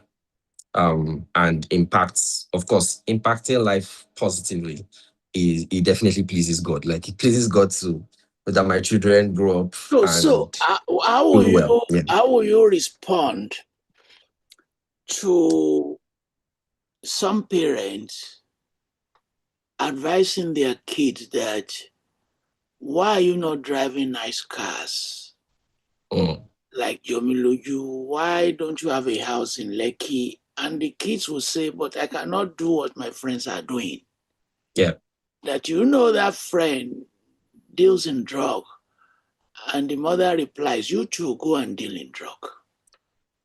Yeah. I'm sure you must have had that before. Yes, I have. And how will you respond to that? And Prof, the reason is what we've talked about here is a breakdown in the value system. There's a value system issue there, right? The Nigerian, and not even just Nigeria, like the world is at a point where selfishness and greed are very high, right? It's a human phenomenon, right? It just gets heightened in a situation where systems and structures either contribute or do not contribute to its growing, right? So in some other parts of the world, you have a system that's, helps or makes sure that your selfishness is curbed to an extent. There'll still be one or two few humans that will break that crack and go out of it. But in some other climes like ours, where corruption is rife and a lot of things are wrong, poverty is high, that's like a breeding ground for selfishness and greed. So you see it in the heightened levels in this part. And so that's in itself is a reason why values are breaking down, because now a man is thinking of the best way to survive. And so if you think of the Machiavellian system, or the system that says that life is short and brutish, it is now we have to kill to live, right? And that's not a society that has values, because now the value is actually it has values. The value is just survival, right? And at that point, anything that it takes to survive is what you want to do. I have a very recent example of an electrician that sent me a message one day saying, "Oh, my guy, I have a way to buy 1,000 units with 150,000 naira." I'm like, what's going on, sir? Like, how is this even possible? And he's like, sorry, I forgot that you are a lawyer. And then he deletes the message and goes out of my DMs. Now, that kind of person has thought about life he has tried to work. This is me giving excuses. He has tried to do something that will give him ends meet, but he cannot, or he has not been able to break through it. And so he's just looking for the next way to make the next big bang. 150,000 would actually not make him rich. It will not create wealth all of a sudden, but he needs to make ends meet for that day. He probably needs to pay school fees the next day, and he's looking for the best way to go. And so, first of all, it's not really there's a personal reason why you should not do that. There's like a value system there, but there's also a systemic issue in the whole of this that is making it a problem. Because if he was in Canada, for instance, where there's a social system that works, and to a large extent, not for everybody, because there are still homeless people in Canada, at least he will have a social system to fall back on, right? And that same parent who is telling someone to do drugs may have had such an opportunity, but doesn't. And so values it is. Let me talk to our two mothers here. And I'm going to ask the two of them just one question. Madam Sarah, please turn your video. The way I want to frame it is this. There is joy in parenting. There's joy in parenting. The joy of bringing up another human being who is successful, the way Okesi defines success, and the way others will define success. It's a lot of work, sacrifice, looking for resources, sometimes difficult. Please, our technical people, can you unmute someone who is technical people? Somebody is disturbing us. And it's also a process of discovery, as Okesi has itemized. Technical people, can you mute somebody? We're hearing voice from somewhere. Our two mothers here. In that joy of friendship, must parents expect rewards? Should they be paid for their earlier services? Madam Sarah, please turn on your video. Should they be paid for their earlier services? And what does that really mean? It's a difficult question, but I want you to be honest. Okay, Yeah, can I? Okay. Sarah, please, you can, Mommy Sarah, please, you can start. Yeah. Thank you very much. Gbogbo wa la máa jèrè àwọn ọmọ wa. Ami. And àwọn arúgbó wa, how do they say, gbẹ̀yìn arúgbó or whatever. In terms of the gains of parenthood, it's not really like most people will say that your children are not your retirement plan. They have their lives to live. And yes, I would say that we should expect that our children will not be a burden and vice versa. So I won't grow old expecting that my children will carry, like they say in this part of the world, me as dead weight. I will expect that my children will be grounded enough to do the needful. And I will expect that I will not want to live my life through the abilities of my children. In a society where everything is well planned out, where when I finish raising my kids, having a stable retirement stipend, that if my children do come around and say, Mom, can we meet for a cup of tea or a piece of cake? I'll be happy that they come. But not that they now have to carry me, pay my rent, feed me and everything. So, like you said, it is a difficult question. It is what is one of those things that you get what you put into it. Of course, for the likes of President Obama, when he was in the White House, Michelle's mother was there with them. Of course, she was not a burden. She was there to still play the role as a mother. Of course, she was happy that her child is now first lady. But we have other people who are dead weight to their children. Some, they don't even wait to grow old. We see most people, the boys on the streets in Nigeria selling pure water. Some of them bring the proceeds of that pure water home for mommy and daddy to eat. So is it, I'm getting confused by your answer. Yeah. Very confused. Is it situational in which there are cases of parents who have income? Or, which you describe, or a situation in which the parents themselves are poor, as in the case of the pure water on the street? Or, I don't want to offend anyone, or the abuse of the Amejiri system, which started very well in Islam, are now abused. I just want you to disentangle this. Okay. I believe that it's a mix of both. Okay. And like I started earlier, sociologically, for the haves, okay, they have everything planned. Their society is well planned.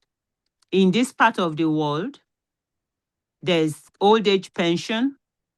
If you have worked and you are in that cadre, you have your own pension.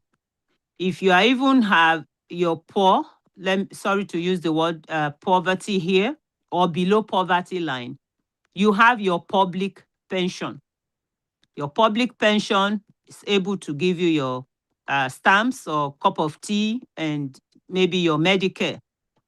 In this part of the world, you have your free bus pass. You don't need, if you really don't need anyone. Social services in that place can do what parents in Uganda and Nigeria want their children to do. Children to do for them. That is Yeah. your argument. Yeah. Because I travel a lot and I've come across Nigerian parents who send me to their kids with my shake for my I will cost my own child. And I will just get to my car, put some bundles of naira and say, just take it for now, we'll talk to you. Should a mother curses a child for not giving her money? The pain of, like, I don't know who talked about hungry and empty stomach. The pain of not having an assurance. Because what I feel is a situation in some of the African countries is the assurance of, or the absence of an assurance of where your next basic need is coming from.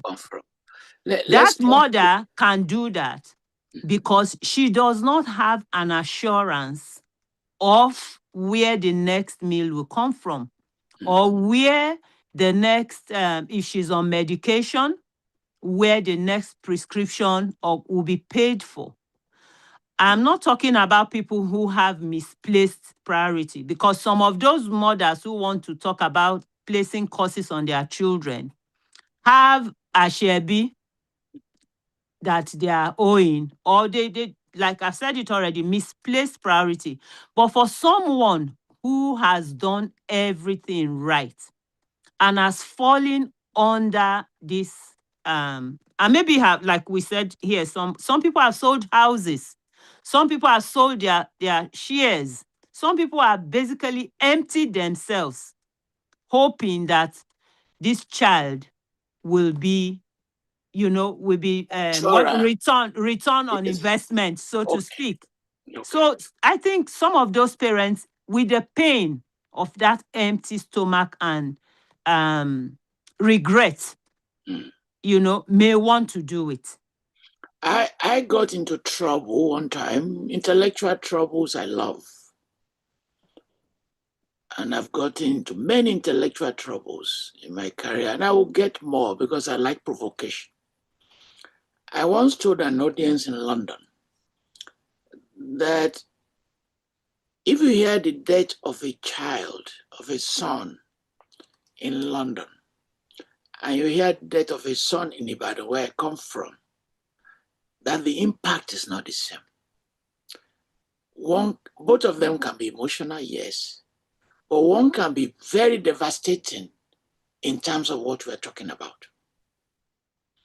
If the son who died in UK is not connected to the retirement plan of the mom, and the child who died in Ibadan is connected to the retirement and upkeep of the mom, we have to measure the differential impact. We don't want anybody's son to die.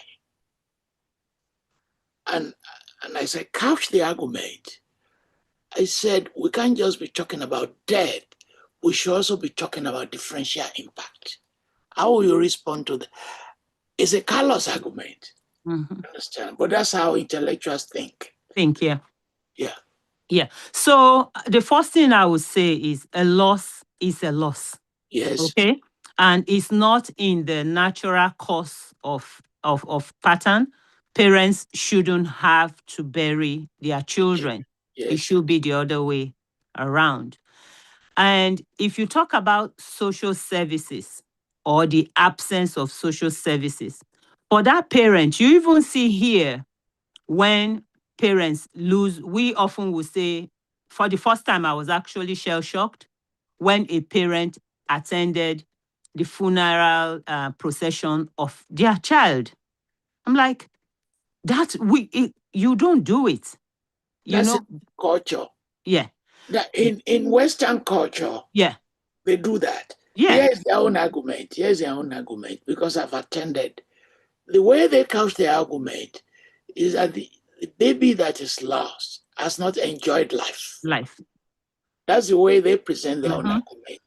Whereas traditionally, the Yoruba mother or dad would not witness that event. Yeah. So it's a cultural divergence in terms of how it's interpreted. Yeah. So let me let you. Going back to your question, yes, the dilemma.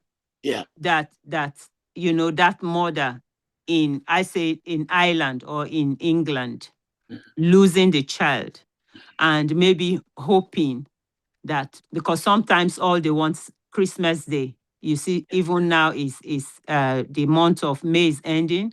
From June, you start seeing mothers putting away little savings towards Christmas for this child, for that godson, for that goddaughter. So that vacuum that child, the death of that child creates, it's everlasting. Whereas in our society, ẹni tí mo rò bó máa gbé mi lọ sí London. So it's let me let you take a rest. Yes, sir. Miss Odili, can you answer the question? Please. Okay, the same question posed to Sarah. The same question. Yes. Okay. You said it's a hard question, but I want to say that it is sort of localized, and it comes in different branches. First question we'll ask is, what is the African goal of having children? When we have children in Africa, what is the goal? Most times, the goal is old age retirement strategy in Africa. And that is why, if before now, people were having a lot of children. It's now you see African parents have 2, 3 children thereabout. But in those days, you see one mother have 10 children. have 7 children, have 13 children, because all they see is 13 people, 10 people being with them in old age to take care of them. That is the truth. And like Sarah has established, the spaces are different. Here, we have a high level of poverty. And most parents go through a lot to raise this. But another area to look at is, it is not just the monetary reward. As we are raising children, how do we groom them? Do we groom them to be compassionate? Do we groom to have empathy? Because you cannot get what you did not sow. I ask parents, there are some parents, their children have never done anything for them in the house. I'm even talking about house chores. Let us even start it from there. Because we're talking of the end, old age, when the children are stable. But before parenting, we are children trained to be responsible. Were they trained to be contributory at home? Because people think kindness cannot be taught. It can be taught. What are we teaching our children? Also, what are our children seeing in us? Are they seeing us also being kind to people? Are they seeing us also looking out for people? Because like Okeze has said, children do better when they watch us, when they observe us, when we ourselves conduct these things and they see us growing up with it. And it is a lifestyle. It is a culture for them to know that we also care for people. Like for me, for instance, I watched my mother care for her grandmother in our house. So I also learned how to care for my parents, for my mother, from the way I watched her care for her own mother. So at times, some of us parents leave this gap, leave this lacuna, then start to demand for things we did not make the ground fertile for later in life. We raise entitled children. We raise children who don't feel that they need to contribute to any setup, even participating in cooking at home. Even when we are sick before now, do we demand or do we teach our children to take care of us? I always look at things in a context and in a journey.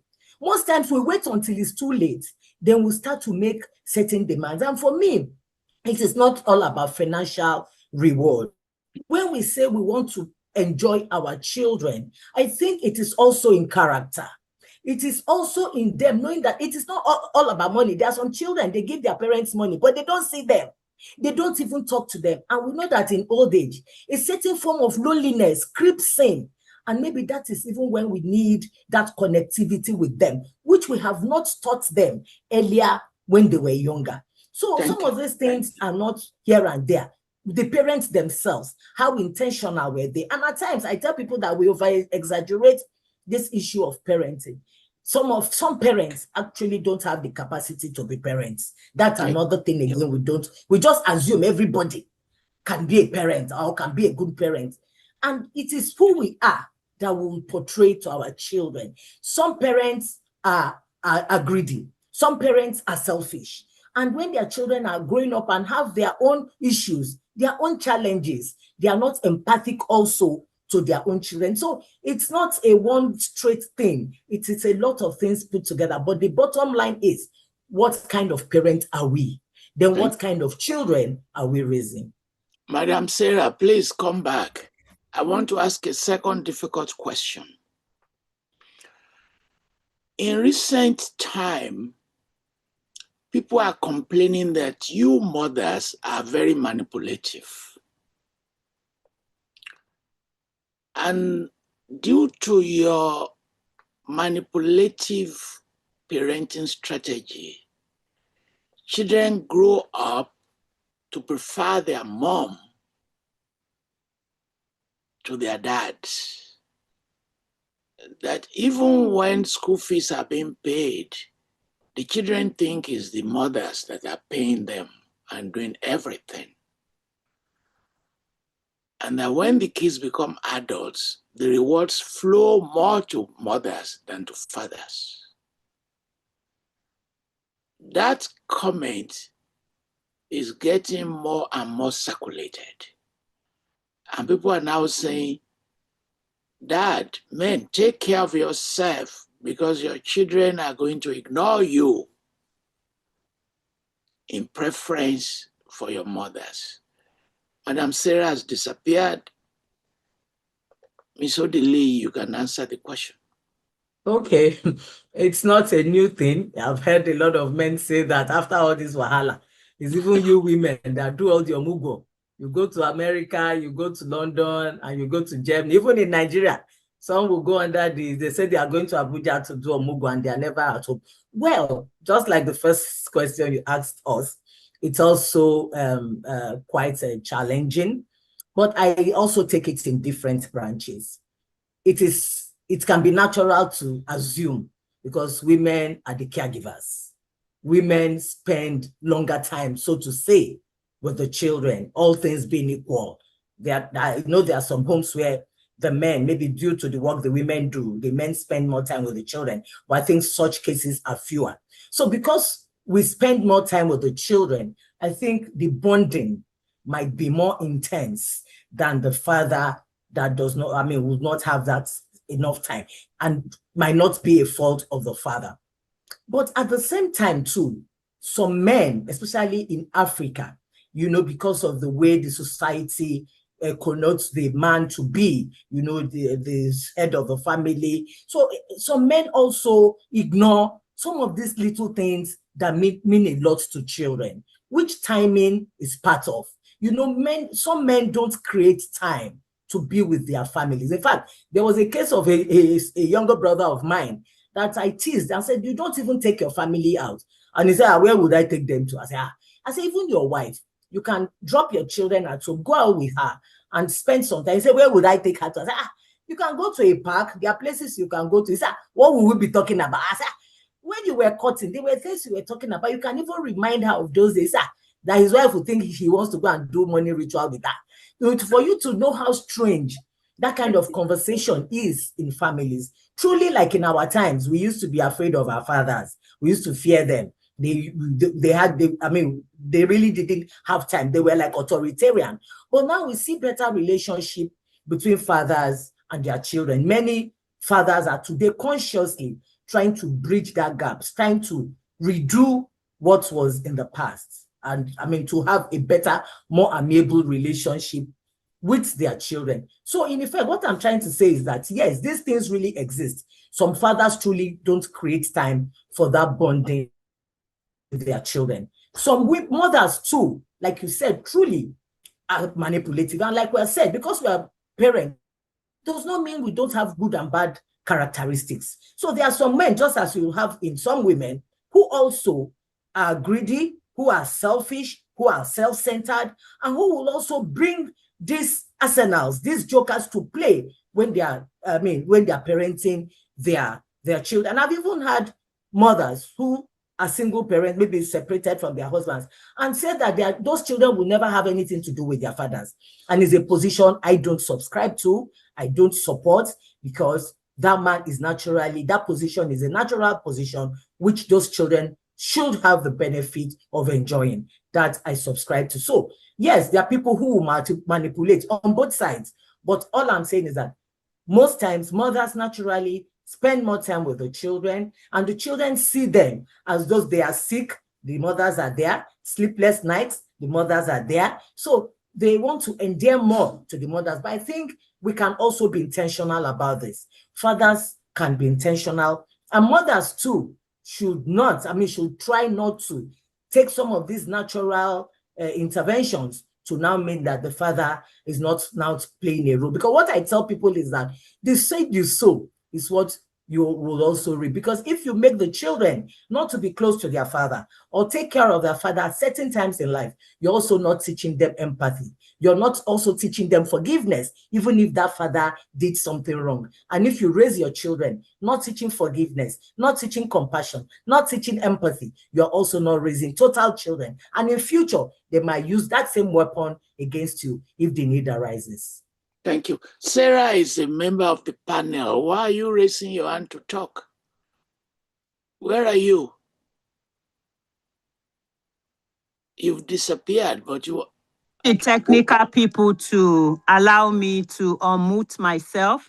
We are listening to you. You're talking. We can see you. Yeah, great. I'll just quickly add to that question or the comment you wanted me to make concerning manipulation or manipulative tendencies. I'll answer that with the policy that's been made in Ireland. So right now, men are qualified to have what is called paternity leave, because they do understand that a patriarchal method of society they found is not helping the balance in homes. Like I said, the island I met was not too different from what I saw in Nigeria, when every time it's just the mummies that you see. Now you see men strapping children on their chest. Now you see men at the park with the children. You see men attending post natal appointment for the child, or early antenatal, sorry, not antenatal, neonatal appointments for a child. So some of these things, just like Ibiba has said, is because of who the child is attached to. If I use psychology again, attachment theory. The child knows when she wants milk. If mommy and daddy are sitting and the child is looking for milk, she looks towards where she knows or he gets milk from. Thank you. Yeah. Thank you. One last difficult question for the two of you before I turn to our sons. So, what happens if a man has another child outside of wedlock, which is very common? Who is being punished? Is the man the one being punished, or the children, or a combination of them, leading to several crises in the process? Madam Ogbono, can you start? I know it's difficult. Yeah. If you're not comfortable. No, I am very comfortable to answer that question, because I'm from a polygamous background, and I love my dad. I know most people, I will be the one who will be, oh, it would have been my dad if to say who would manipulate me. I think my dad is the one that will manipulate me to come around me. For what I would think, nobody is being punished. Not the child that was brought into the world, and not the child that was that were on ground before the child was born. I don't have that experience. My late husband didn't allow me, God bless him, to have that experience. I don't have stepchildren. However, I have step siblings. But my dad loved all his children. So if you say his pregnancy is yours, he did the needful, and he ensured that we were all looked after. Nobody suffered. But I believe that in the maybe the one man, one wife situation that we have now in Nigeria, where you have me and my husband, and most of the women can swear down that their husband will not look at another woman aside them. When a child is born out of wedlock, it can be devastating. It can hurt the woman. It can break the woman, because they have gone to say no other woman, and also maybe no other man. So if it's an accident and the man can manage it well, and trust is not broken, or you know what you're getting into, you may be able to handle it. But for one, like I said, it is devastating. It may not be for the child that is born. It may not be for the children that already were there. It may just be to the woman, or whatever existed between the couple. Thank you, sir. Miss Odili, what is it that a woman should not forgive in parenting? What is it that she should not forgive? For a woman, Yes. what she should not forgive if it happens. Yes, yes. Well, I don't want to put it in that sort of a straitjacket and lock up. But why I say so? Professor, I'm a difficult professor. I know, but we're talking in a real life situation now. Life has no guarantees and no certainties. And something about forgiveness, what I tell people is that my grandmother used to tell us that you cannot say you're not going to be blind until you die.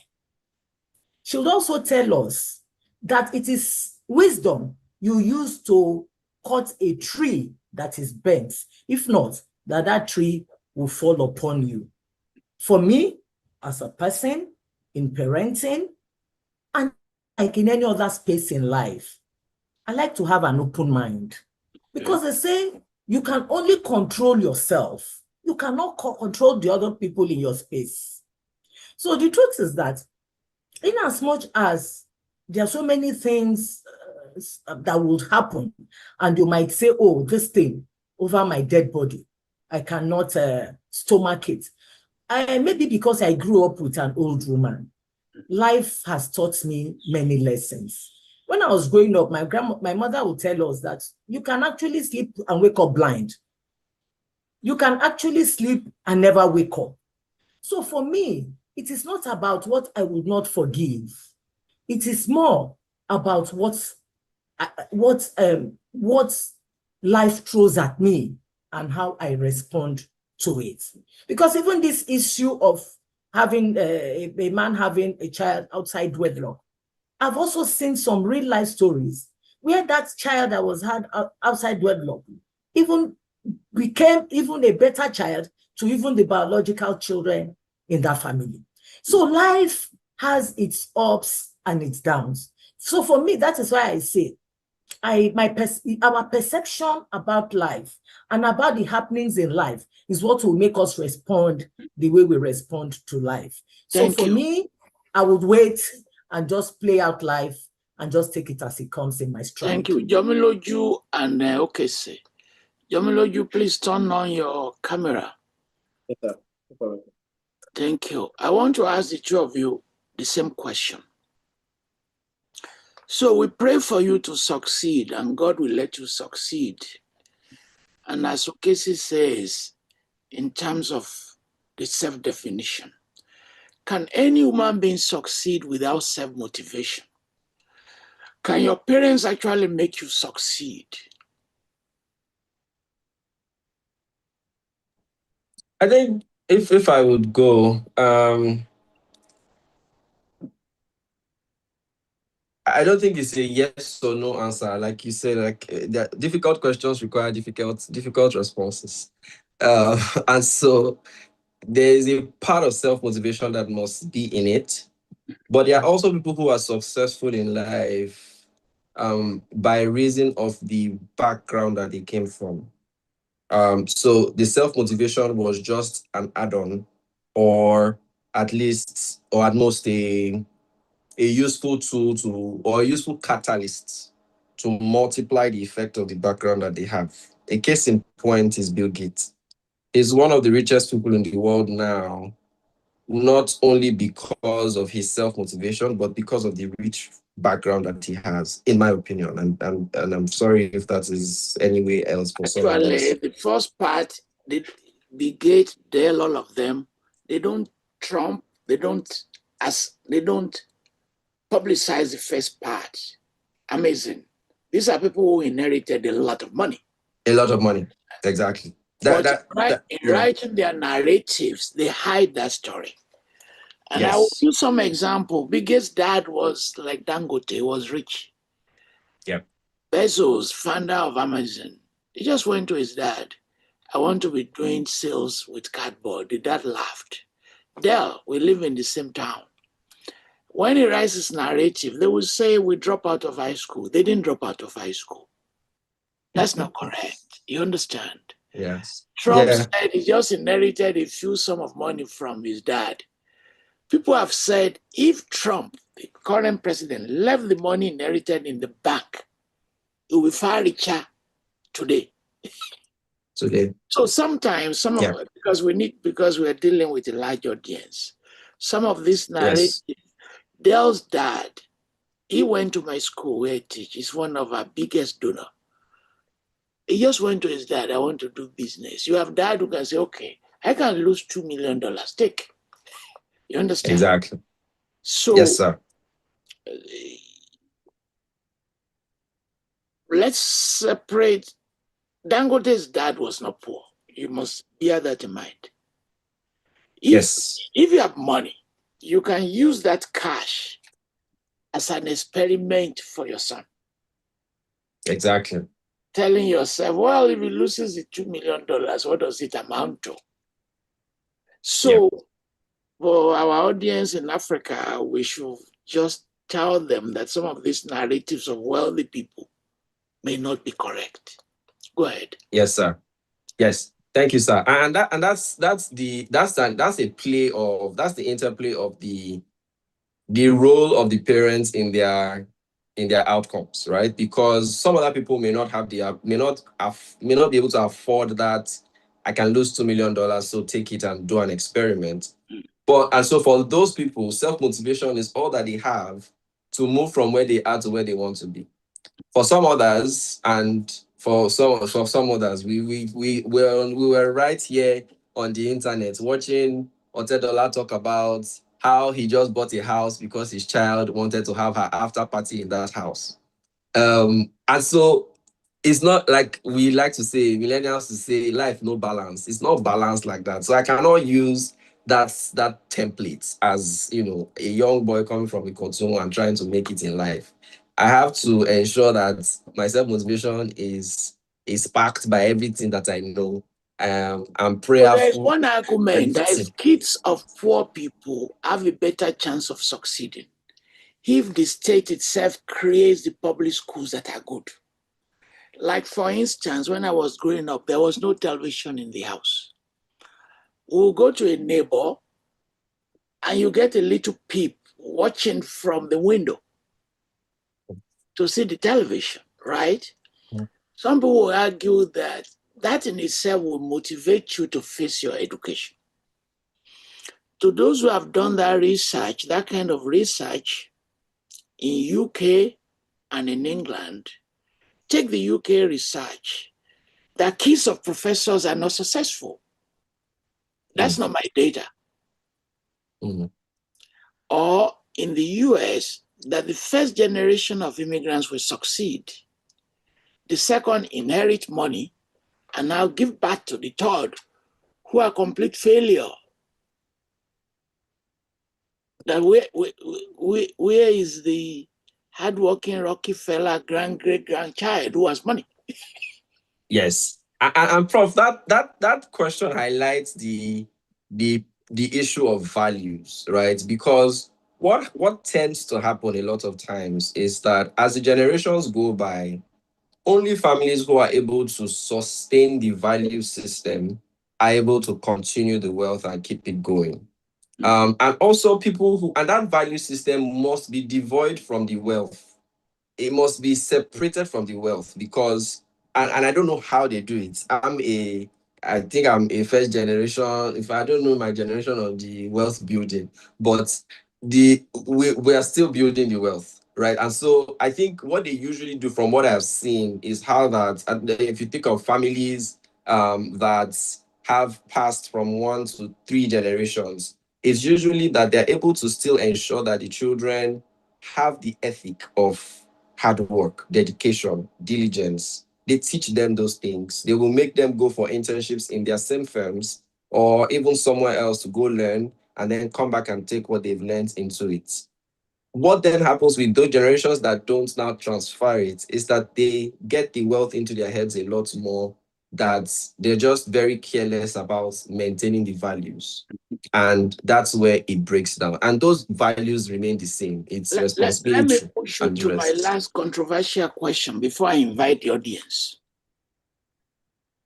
There are parents who are rich, very wealthy, Lagos, Kano, and all of that. Why would they allow their children to live abroad if they're very wealthy? Systems, I think. If I can afford, yeah, go ahead. If I can, so just let me just shift this in. Sorry, John. Go ahead. If I can afford, if I can afford to teach my children values in a system that works, I would do it. Okay. Doesn't mean that the systems in Nigeria don't work, but there's an opportunity cost that is there where, for instance, in Nigeria, as we see, unfortunately, how insecurity is going ballistic. I don't want to, if I can afford it, I would have more regrets if I could send my children to safety than keep them here just because I want to make a point that I'm African. How would that society develop in that mindset? Why don't you say, because this is the argument, and Awolowo made it as far back as the 1950s, that if you, as a father, train your children, and I don't have the means to train my children, that is my children who will kill your children. That was children of your drivers that you refuse to. Because society must also create a balance. Yes. So and of the unfortunate part of it, if the politicians think, let me send our kids abroad, yes, and they post about it on social media, who is now going to create that security and development in that country? So let's say kidnappers go after 3 governors, and the bandits go after the governors, the excellencies, first lady, right? Isn't it that they will wake up? Unfortunately, they are not, Prof. They are not going after their children. Unfortunately. Okay. I'm happy that you took all my challenges, because these are difficult challenges. Let's bring in members of the audience. Professor Sogolo, if you're still there. I saw Professor Da Silva, I think he has left. Professor Sogolo, the philosopher based in Abuja, if you're still there, please go ahead. Professor Sogolo, please. While waiting for him, Professor Da Silva is a grandfather, I know him. Please go ahead, Professor Da Silva. Professor Sogolo is back. Yes, sir. Please, sir. Go ahead, sir. All right. Thank you very much, Professor Falola. I first of all, I want to thank you for giving us this opportunity, this kind of opportunity. I suspect one thing, that on this platform right now, maybe one of the oldest, if not the oldest. You are 81. You are going to become 81. I know your age, but go ahead. Okay. and that gives me pleasure that I'm able to listen to these young people talk. And I just learned this from you, that apart from the Gen Z, which I've been hearing about, there's the Gen Alpha. It's following the Gen Z. Yes, and the mothers who have spoken. That's one thing that seemed to cut across. I want to congratulate all of them for their brilliant contributions. There are points that cut across all of them. They talk about culture, they talk about language, and the values therein. Now, there are situations where you may come from different cultures, and I use myself as an example. My wife is British American, and we married in the 70s, and we had 2 children. Today they have, my grandchildren and so forth. They were here in February when I celebrated my 80th birthday. I'm happy that they were able, they have been successful, I must say this. One's a banker in Australia right now. The other one is in Abu Dhabi. It's head of personnel. So both of them are doing very well. It is not because I took them to church in Nigeria because you see, the University of Ibadan, where we spent most of our time, it's almost like being abroad. Even though people were going to church on a regular basis, some of us did not. And we still believe that there is God. Personally, I do. So my children were not brought up in that going to church on a Sunday basis. But still, I think I was able to inculcate in them the values that I have. They observe me. They see the way I live. You are a philosopher. I hope you are not basing your conversation on the assumption that Christianity or the church is the only path to No, value. not at all. Not at all. In fact, I was not at all. In fact, I was saying that even in the UK, where church going is no longer fashionable, there are values there.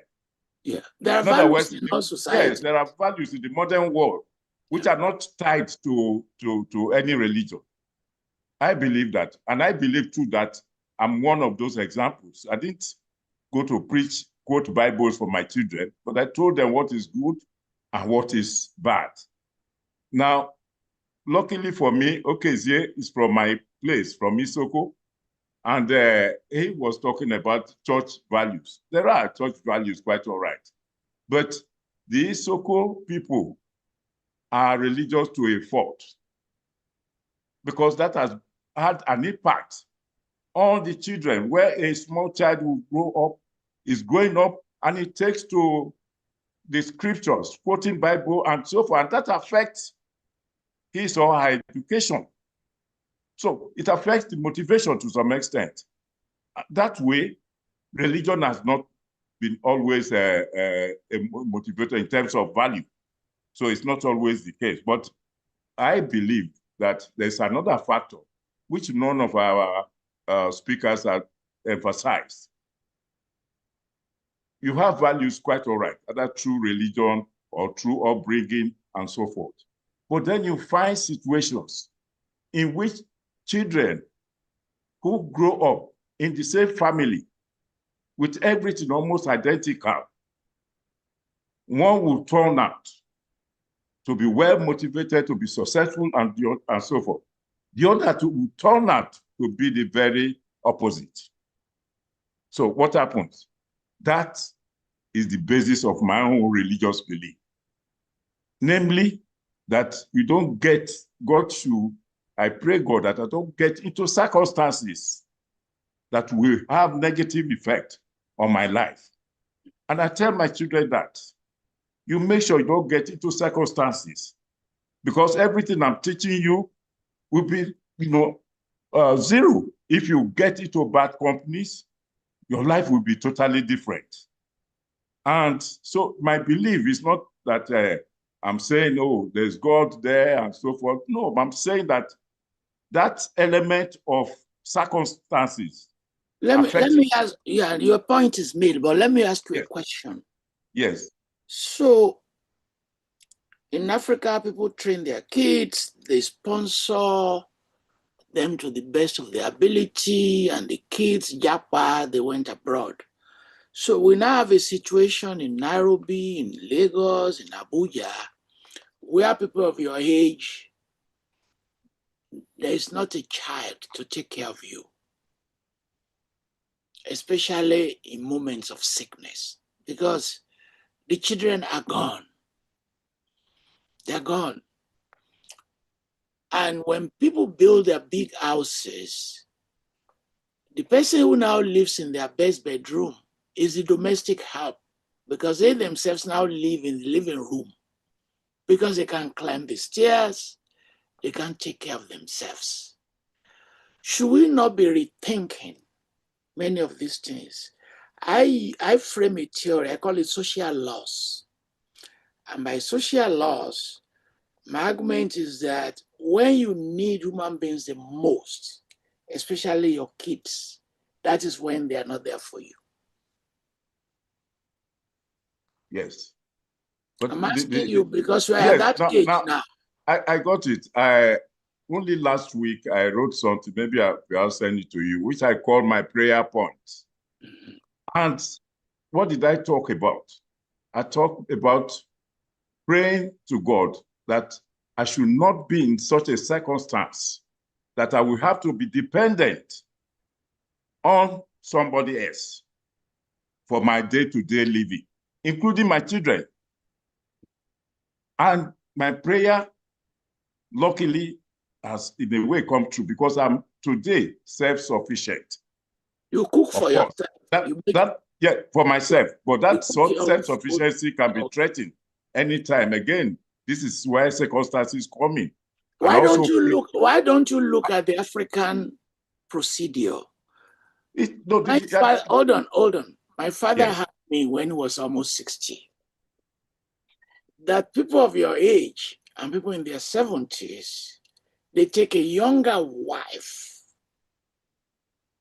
as my dad took my mom. I don't know my dad. When I was 5 months old, he died because he wasn't a young man. That is how 18th century, 19th century, people solve this problem. But you are saying you are solving your problem just as Americans will do because you have the capacity for self-maintenance.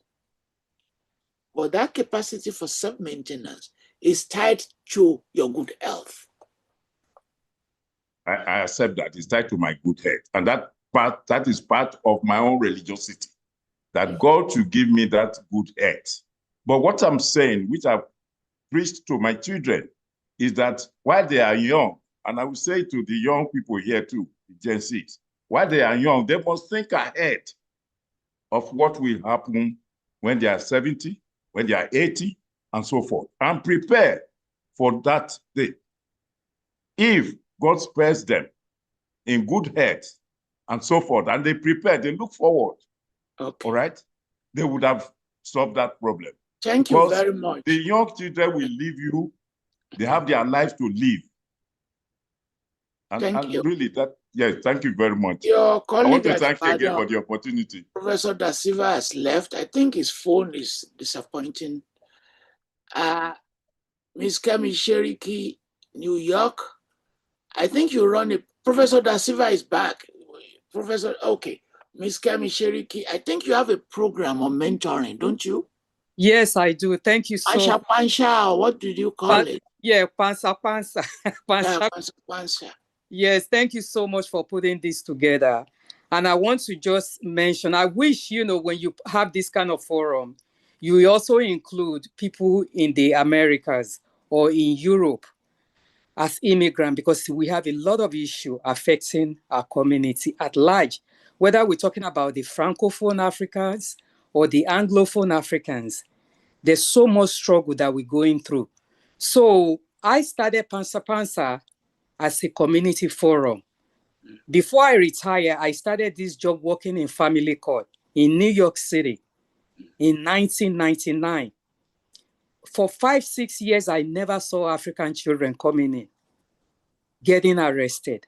All of a sudden, they were coming in droves, getting arrested, being charged with all kinds of criminal activities, from robbery to domestic violence, African children beating their parents in the house. I had a father who is about 6'5", 6'7" tall, from Gambia. He couldn't sleep. He said, I can't sleep at night because of my son. When he goes to bed, he has to put something by the door to know when the son is coming in. And he has to gather all his money, his credit card around his waist. And this is the kid that was taken home to learn the culture and was brought here. So when I started seeing this issue going on, I said, I have to have a community forum to talk about intergenerational relationship between African immigrant parents and their children. Because we're raising our children in a completely different society, different culture that is so different that we parents, because when many of us come to this country, many people came as a couple. They don't meet here. So they come, immediately they have children. They don't even have time to actually explore and develop themselves as somebody, new in a new society. What is new here? What can I take? What culture is here? How can I, when I become a parent, what do I want to see with my children? How have I cultivated myself? How have I even grown? What are the trauma that I brought from home that actually could affect my children? We never talk about that. So that's why I started that Pansa Forum. And we did it to the extent that I have children from Nigeria, Ghana, Gambia, and they all sit as panelists. They talk about the same thing of what is going on at home. What will you say to the suggestion that many are sending their kids back home for issues around discipline, drug avoidance, and training? It's not going to solve any problem, because I've seen those kids come back, because drug use is not only limited to Western world or European world. Some of them come back, they even become worse than before they left. You have some African children that they were born here. Some of them behave better than those who were brought from home. And I've seen it happen. So a lot of our parents, How do you deal with teenagers' pregnancy? Is a lot of issue with that as well. In teenage pregnancy, we have many of our African children that they actually marrying them off at a young age. That's why in New York City, we have issue with ACS, child protective services. Because there's actually a program here being started by a woman from East Africa to prevent child marriage among African immigrants. We have, polygamous in New York here among African immigrants. And we have FGM. Many children were taken back home during summer that the parents are not going to tell them anything. They take them back home for AGM. And we have many of these kids, they wear their hijab, they smoke marijuana. It doesn't stop them from smoking. The boys, and the same way they raise children at home, whereby the girls are like the second. Yesterday, there is an African day in New York City. We have African House right here that Dangote actually is one of the top sponsors on 110 on Park Avenue, on Fifth Avenue. And I went there yesterday, and I met a young lady who wants to talk to me about first daughter syndrome. Which one is first daughter syndrome? Whereby the first daughter is the second mother to all the other children.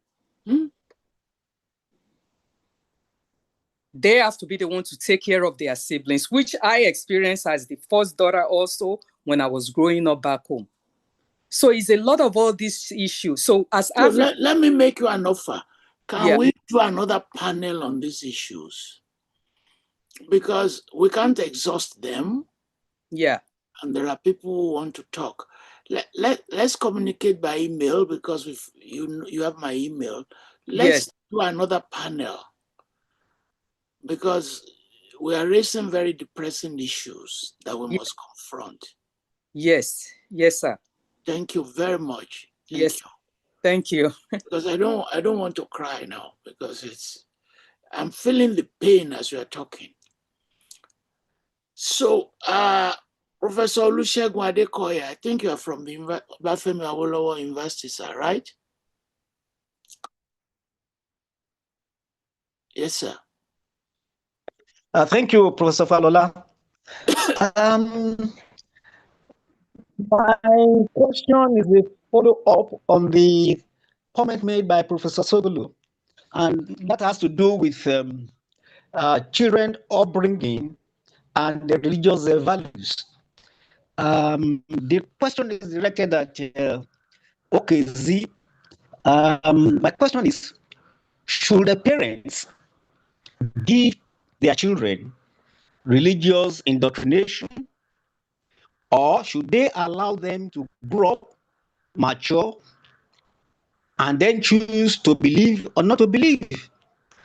The reason I'm asking this question is because in Nigeria, we are neck deep in religion, but our country is one of the most corrupt in the world.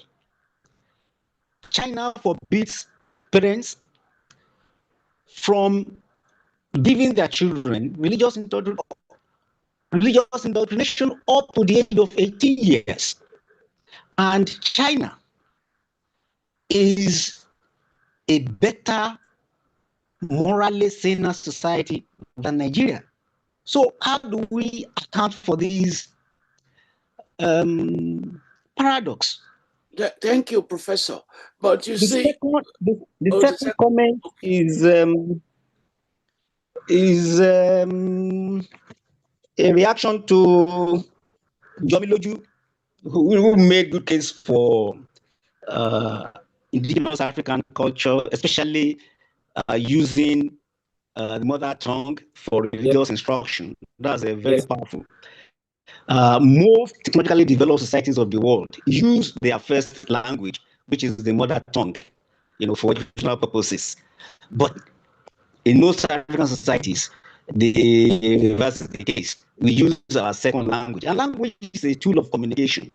So whether you are receiving additional instruction or you are passing it on, you are supposed to use the tool that is sharpest, the tool in which you are most competent, the language in which you are most competent, which is, for most of us in Africa, the mother tongue.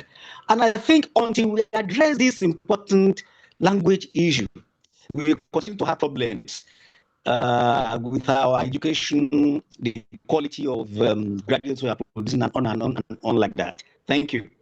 Thank you very much. And your points are appreciated. The panelists will answer all the questions that are addressed to them at the end. Professor Badejo.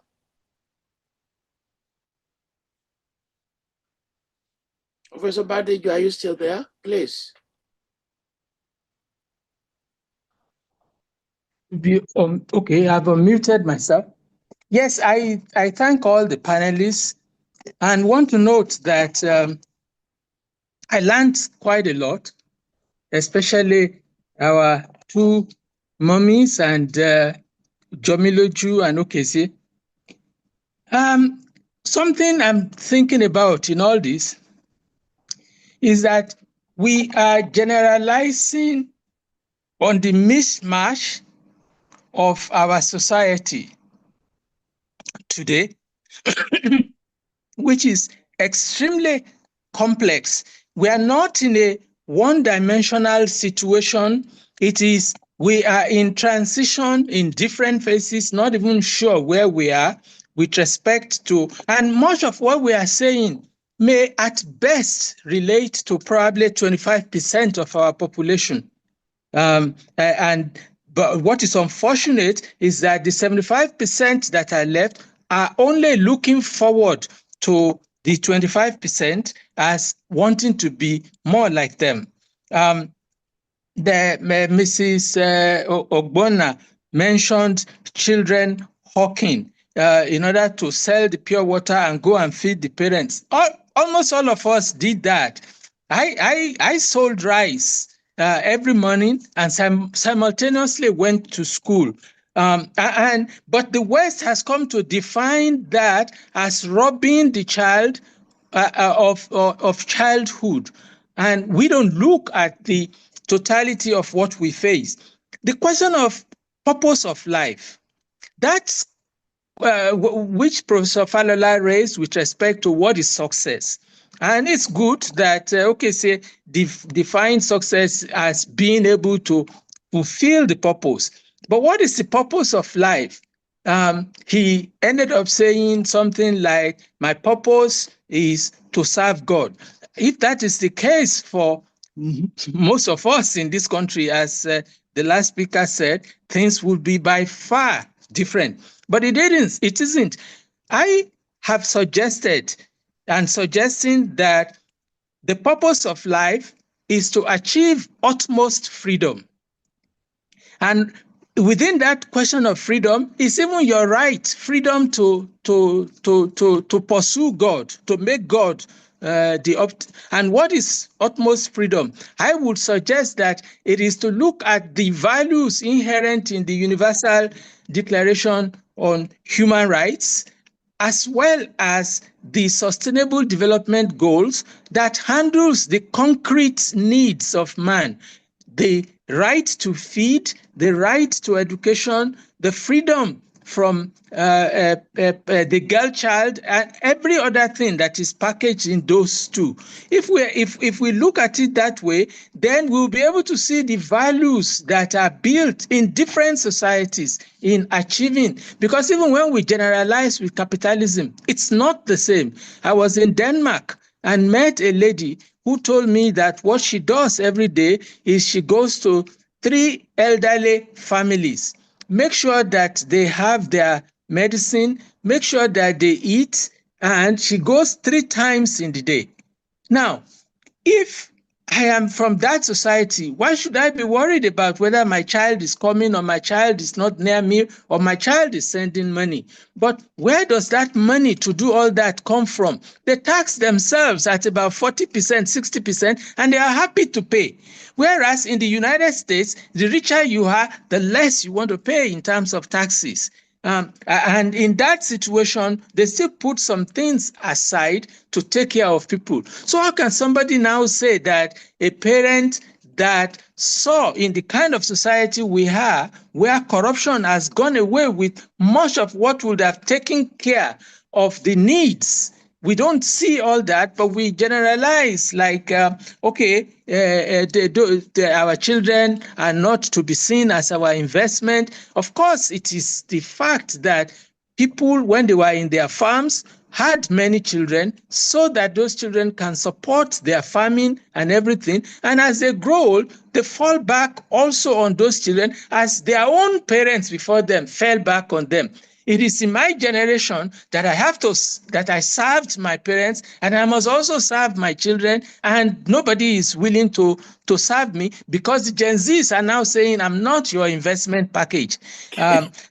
So I think we need to balance all these things, look at what society we are focusing on as we generalize, and note the fact that some of our societies are actually also in transition and we are confused. We don't have the model that we want to pick up. I listened to what the last prof said about China and the amount that is available. If you are a parent in China, the state would be providing, many a thing, but we deceive and spend so much time in church and talk God without being godly.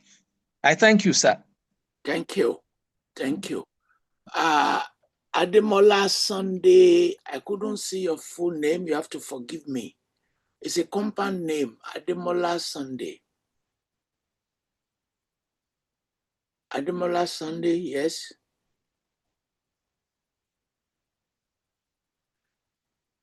Yes, thank you, sir. I'm trying to unmute myself. We can hear you. We can hear you. Okay, thank you. Sorry, my background is dark. I'm on the streets because the network in my house is not that stable. Yes, my name is Ademola Sunday. Aye, it's a compound surname. Aye, meaning Aye Omipare, Remidore. Yes, the word will not come to an end. Yes. So I just want to add a contribution that parenting is extremely sensitive. As a parent, you must be very sensitive because it may be difficult for you to use old anointing to fight new battles. Yes, and my own addition is that as parents, maybe modern parents, you should be more interested in what your children are interested in. For instance, the kind of songs they listen to.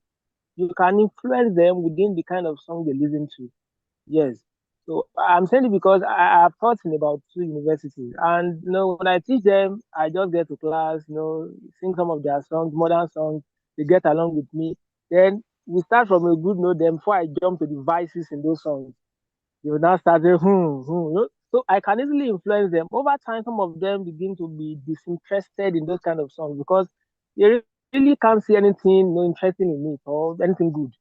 So you must be way ahead of them. If you say maybe you are a modern parent, you are a pastor, you are a man, you don't want to listen to those songs, you cannot stop them from listening to it outside. So the best thing, my own advice anyway, is you also must be interested in those songs, not because you want to listen to it or you want to enjoy it, but because you want to know what they are listening to, so that you can actually sit them down, debate with them on the content of those songs. But behind those songs, before you, see the first line, second line, third line, amongst you see drug, you see prison. So if they are seeing drug, you must also show them the prison that follows that drug. There was a time that they were saying Bethless Gang, Bethless Gang. It was because of Naira Marley's song, that you don't need to wear your belt and all those things. And between those lines in the song, you will see drug, you will see deportation, you will see prison. So, Mr. So, Sunday, yes, sir. thanks for that comment, because those songs are aspirational, like Afrobeats. Okay, sir. They tell you the aspirations of a younger generation. Make money, spend them on women, enjoy yourself with brandy and smoke. I once wrote a piece, Songs in Honor of Marijuana, which I published in Nigeria. So you could see the tension in values, which Afrobeat is just aspirational for Gen Z in terms of how they imagine their own societies. And your point is taken. When I was young, it was a fella age, and parents were split. Some parents would say their children must never listen to fella. And in those campus days, it was the age of fella and Bob Marley. It's an issue that won't go away, which each parent has to manage in their own way. Promise Oyeniyi, Promise Oyeniyi, Promise Oyeniyi. Are you still there? Yes, sir. Good evening, sir. Please make your comment or your question, please. Yeah, thank you so much for this opportunity. My name is Oyeni Promise Adekunle. So, this topic is quite personal to me because one of the first things I would want us to know is that we have a lot to learn from history. And personally, I did my MA thesis on parenting in Ibadan from 1853 to 1990s. And most of the discussions we've had earlier, it has opened my eyes to a lot of things. Because while I was carrying out my research, I divided parenting into 4 aspects, which is the pre-colonial parenting, which was characterized by pawning, which is the warfare system in Ibadan, and warfare, because Ibadan was created out of as a military camp. So following that, we have the proto-missionary parenting, which we have Anna Indira and David Indira, who came to Ibadan in 1853, and also the colonial administrative parenting, which I call the third one, and the post-colonial parenting, which was carried and embodied by both biological parents and political parents in Ibadan. So I would want to say this, that most conversation about parenting in Africa are dominated by psychology, sociology, and of course, among other studies, which are not historically embedded. And of course, it is very important to state that we need historiography of parenting as a study. So my first question would come as a contribution and as well as a question too. So as we know that many discussion on African parenting where is seen as a stable one and unified. But with the emergence of technology and the way the world is evolving, globalization, religion, migration, um, in fact, warfare and economic changes. So, are we witnessing a decline in African parenting? I mean, African parenting values, or are we simply are we having another historical transformation? Because when I was carrying out my own research on parenting in Ibadan, I was able to divide the trends, the new trends in parenting. So this as this actually raised the question at the end of my conclusion, I raised the question, if we actually, in the contemporary times, if we are declining when it comes to parents, because most of the songs, the lullaby parents sing when children are crying, is being replaced by what we call Coco Melon. I don't know if anybody is familiar with all those cartoons. So are we experiencing a decline in African parental values, or it is another historical transformation in society? That's my number one question. So my second question goes thus. One of the challenges I faced was that parenting is often treated as a private matter than historical discourse. And so this scarcity of this historical scholarship on this subject has as uprooted my inquiry to ask that, why do African academics still marginalize history of parenting, emotions of children, and the domestic life, compared to the way economic history and political history have been discussed in historical discourse. So my third question goes thus. I would want to refer to what Barrister Meshach said earlier about the changing perspectives of every generation. So every generation tends to behave differently, or let me say morally, to each other. For example, you can't compare the generation of the Gen Z with the millennials. Let me stop you, Mr. Oyeni. You've made your point. We are very, very grateful. Thank you very much. Professor Da Silva, I think your phone is creating problem because I've called you multiple times. Professor Da Silva, we are going to take two more, Professor Da Silva and Abbas. Thank you very much. Yes, I'm there. Please go ahead. Yeah, thank you very much. I want to commend the efforts of the panelists, the two mothers there, Ibibia and Obona, and Meshach, and of course, Jamiloju, and a few others that have contributed so far. I just want to draw our attention to one of the questions she raised concerning, children distancing themselves and probably even neglecting their parents to the extent of attracting, the wrath and curse of mothers and things like that. I want to say that pre-colonial era, we have a strict communitarian society, a kind of communal thing, whereby it's not just the parents that raise the child, it's the entire community. But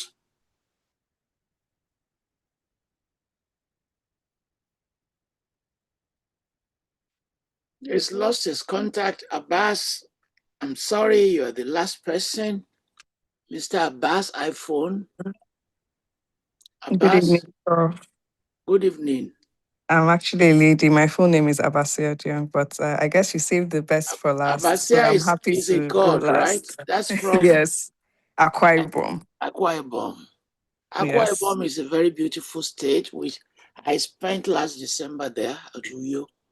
Oh, fantastic. Beautiful. Fantastic. Okay, Olodumare, that's your Yoruba name. Oh, yeah. I'll change my name after. I'll add it. Okay, Olodumare. Fantastic. Good. Yeah, Abasi. Good. Go ahead. All right. First of all, thank you, Prof, for this platform and the opportunity to listen to all the panelists. I really enjoyed and resonated with all their sessions. I'll keep my question really short and on theme to the topic of the day, and it's directed at Okezi. I really enjoyed his session, and I'm a millennial as well, so it really resonated with me. So my question really is, as a parent, a millennial parent in an intertribal marriage, right? Raising children in another generation. What values have you found to be universal, that cuts across, tribe, that cuts across upbringing? What aspects of the way you were raised do you hope to pass on to your children as you bring them up? And what aspects of your upbringing are you trying to change as you parent your children? That's my question. Thank you. Thank you, Abasi. Well, we no longer can take comments and questions. I will ask the members of the panel, this time in a reverse order. Jomiloju will start first, followed by Okesi, and Mommy Sarah, and finally Odili. Answer the questions you find attractive and make your closing remarks as part of the process. In other words, this is the last opportunity you're going to have to talk on this occasion. Jomiloju, if you are still there, you have data challenges. Okesi, please, your closing remarks. Okay, thank you so much, sir. And thank you to everyone for different interjections and questions. I'll answer first on the question around whether or not whether or not it's good to raise kids in with religious indoctrination. And they gave examples of, or cited examples of some countries in the East, on some of the countries that are not necessarily as religious and have some outcomes that we see that are good in today's world.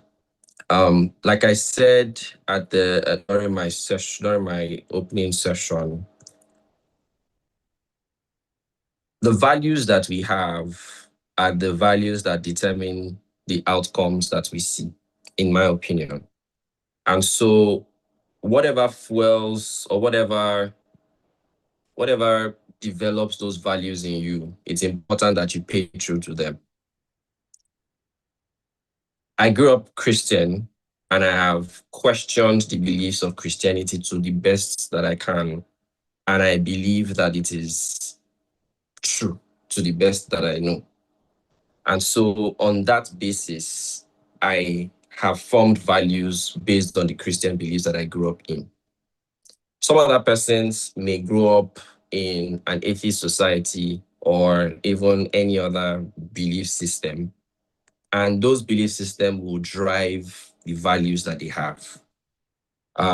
Values are values, right? Responsibility means one thing globally, but then it can be very tainted by the belief system that you are exposed to. And that's why I believe that religion works. Religion creates a structure, it creates a system for you to create these values or to form these values. And so what is not okay is where the religion becomes hypocritical or a forcing of beliefs. I don't believe in the forcing of beliefs. So in the end of the day, at some point in my life, it's a for my wife and I, we're looking forward to the point where our children will choose for themselves this day the God they will serve, quote unquote, right? And because we would have presented them with something that we believe is true to the best of the knowledge that we have, and we would have shown outcomes, we would have shown the effects of that faith belief that we have lived, right? And so it would really be, for me, I think that a lot of times when people claim to be of a particular faith, in fact, we see it's the same Christians or quote unquote Christians that came to Africa to carry some people as slaves. And it's the same Christians that still abolished slavery, right? At some point in time in history, or at least were part of the group, if not all of them. So it's not really about the tag. There are structures in the religion that can help form those values. And one of which, for instance, is the fact that in that religion, their values, their moral beliefs, and they are also what they usually call identity. There's an identity that you have as a result of the religion that you practice that really forms that. And I hope that helps. That's how I see my view. And again, I gave the disclaimer that I'm not really able to particularly emphatically say that what I've done is correct until maybe a few years' time when my children actually see the results. So I'm still a parent in training and in working. And I believe this to be true today. I think I'll touch on the other question on intertribal marriages and how or what values I'm working and seeing and which ones I'm not taking. And to be quite frank, yeah, I'm in an intertribal marriage. I'm Isoko and my wife is Yoruba. That's intertribe. And one of the early things that I experienced is that is the subtle need for acceptance that you always almost have when you are in conversations with other people that are not in from your tribe. And you almost want to look at people from the lens of the tribe rather than the lens of humanity, first of all. And that's one thing I'm teaching my kids not to do, or rather to look at people for who they are before the taint of, or for the things that they profess they are before the taint of the tribe that they're from. Because I don't want to have generalizations. You want to take people for who they are and what they represent as you grow. But every other thing within the cultures of the Yoruba people and the Isoko people, which are from respect to diligence, to dedication, commitment, those things are there and they are constantly re-emphasized in my home. They may have different views or perspectives. For instance, very early, you would see how there is a culture in the Yoruba land where you have to prostrate to greet, but not necessarily so with Isoko people. Doesn't mean in the end that we are not respectful. We just have a different way of showing respect. But the underlying point is that there is respect. And how that respect is shown is different across cultures. And identifying those and teaching the value rather than the optics of it is what's important. So my daughter and son, or my children, would be respectful and would understand how to give respect in the different cultural contexts, and that's important. And I hope I've done justice to that question. And I think just generally, as I close, it's important that the conversation on digitalization and globalization is continuous. And so parenting is changing. Parenting is not necessarily changing, but the how to do it is changing. And we must all embrace it and find the ways to make it work for our different contexts. And my takeaway from the session as I listen to everyone is there is both just one more thing is in the historical context of things. As a parent, except you're an academic that's looking at those things, I'm not like I would read historical materials to just understand how it was done in the past, but I have a live child in front of me and I need to parent this child today. So I'm really looking for how to do that in today's world. And that's why maybe the historical contexts are not very useful to me, but I will look at it today and say, I have screens in front of me. I need to be able to tell my child how best to use these screens to grow in a better and wise way. And those are the things I'm learning to do. And while language is very important in the cultural context, we're having more children who are moving and the world is getting more people are migrating a lot, right? And so while you must still, yes, you should learn your language, you should speak your language. Like I said at the beginning, I speak the language of my immediate environment. I can function and grow and be effective and contribute to society in those areas and learn the cultures of those people while having the values that my people also have, but not being disconnected from them if and when necessary. Like, I need to also carry development to my people to when they need it, right? But in that context of the global world, as long as I'm contributing to society and being a man of purpose, I think, and growing my children with the right values, I think I should attain and get to success, especially as I continue with life. Thank you so much, Prof, for the opportunity. And thanks everyone for listening. Thank you. Thank you. Yomiloju, are you back? You want to make your closing statement? I saw you briefly. 1 second. Okay. Mrs. Sarah, Thank you go very ahead. much. I'm back. So I was having a technical issue, and now my camera is not actually coming on because I'm using my iPad. I think it's Okay. because it's below a certain percentage. So for my close remark, I want to once again appreciate everyone, most especially Professor Toyin Falola for putting this together, and then Madam Ibiba Odili for counting me worthy to be part of this exercise. And for every one of our attendees, I say a big thank you. The last time I checked, there were 71, even though I think it spiked above that, and they're actually very consistent. So I know definitely with this beautiful exercise that we've just had, I know that definitely excuse me, we'll be more keen on paying more attention to this topic, to the parenting aspect, excuse me, to the parenting aspects, to the um growing aspect, to the children and the parents, and the need to integrate and be better in a world of a lot of technological advancements, preservation of our cultural history and values. And everyone has spoken and hitting their own part accurately and diligently. And I spoke on the Gen Z aspects, and if I were to run through it again, I gave a survey that our history and our culture and tradition is declining, and that we need that this is a roll call for us to pay more attention, to be mindful of more things and more ways to call back our culture and history, and not to make it a thing of occasion, not to make it a thing or a rare thing, to make sure we call ourselves back to our historical heritage and precedents.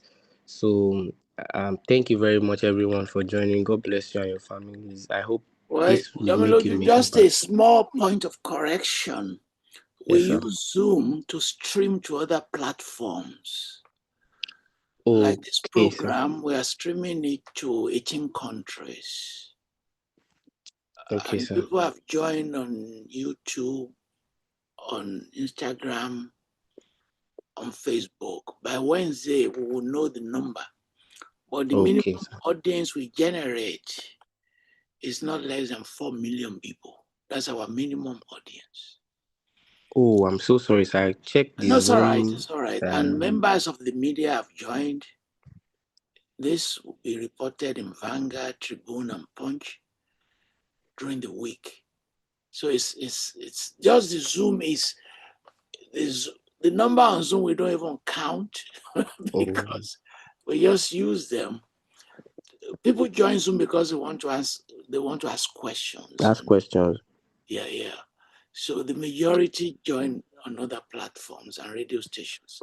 Oh, wow. So Mrs. Obono from Ireland, your comments. Thanks for joining us. Thank you very much for the time well spent. Thank you for the opportunity to allow me my views and share my lived experience on parenting and having been parented. I want to thank you again, Professor Falola, and I really will thank my parent, Ibiba. She has held on to me closely.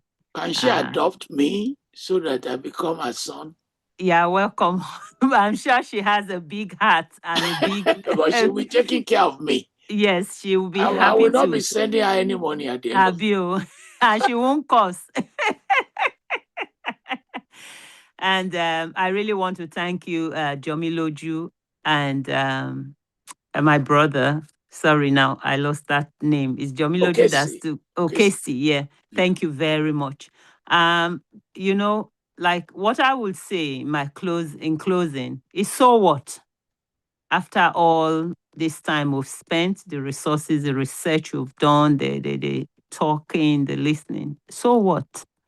The so what factor, rather, let me use the word, not so what. The so what factor is what I will want to close on.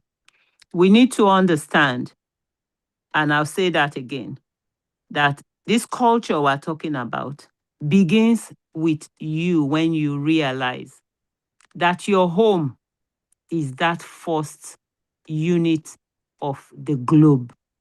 We all know that our homes, the family, is the smallest unit of a society. Society that you want, it starts from your home. Although we have people who accidentally become parents, there are people whose children have been put in their hands in the hospital, and they are looking at the midwife. They don't know what to do. They don't know where to turn.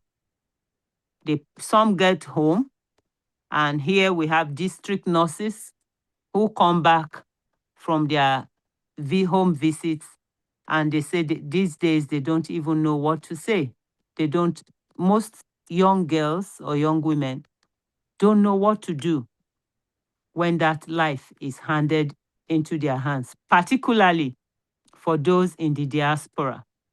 At home in Africa, you have the mothers and maybe now the daddies will come and do omugo and help say, oh, no, you do it like this, you don't do it that way. However, this age can also use the digital advancement to their own advantage. I'm sure very soon they'll have AI mommy and AI minder. And the AI can tell you what to do. The baby is crying, the temperature is this, it's crying at high pitch or low pitch. What do I do? They can use it to their advantage. And they can also Google things to ask questions, because we all agree that we are living in a fast-paced life. Like my last speaker's addressed, people are migrating across continents. So you can be in Korea, for example, and Google something about Odogbolu, and you may know where where the geographical coordinate is. And with those coordinates, you can arrive Odogbolu. If your grandparents told you that you are from Odogbolu, but you found yourself being bettered in Korea. So this Gen Z and the Alpha that are coming behind us can use technology to their advantage. I say this because I experience it in Ireland where I am, where people have used technology, book flights, book hotels, book Uber, and they arrive in their parents' village. Or maybe whatever was written in their was documented for them. They come back. Some are, if they are given Nigerian names, once they call the name, say, oh, you should be from X and Y. And they say, I'm documented to be from X and Y places. We have Americans who have used technology to find their genealogy, and they've come back to um, African countries and knowing that this is where their roots are. In closing, I would say intentionality should be our watchword. As parents, whether you are accidental parents or you went into it with your eyes wide open, you should ask yourself one question. What do I want this child to turn out to be? I would say again, talking about intertribal marriage, I'm from an intertribal marriage and interreligion background. I would like to say that that has helped me to be very accepting. It has helped me to know whether you're Christian, Muslim, African traditional religion. I don't believe in atheism. I believe that every human being holds a belief about something or the other. And even if when you don't believe, you still believe. So I will close there and thank everyone again for such an interesting evening you gave me. Thank you very much. Thank you. Yeah. Miss Ibiba, the last but not the Okay. least. Thank you. So I want to start by talking about the question on whether we have decline of African parenting values. I want to say that yes, we have. And the reasons are obvious. Globalization is there. There are other cultures that are there on the internet, social media. People are relating more closely. So people are wanting to be like other people. And so I think there's a decline. Something very basic and natural to us as Africans, the African greeting system. I think Okeze mentioned that. Our children must no longer greet.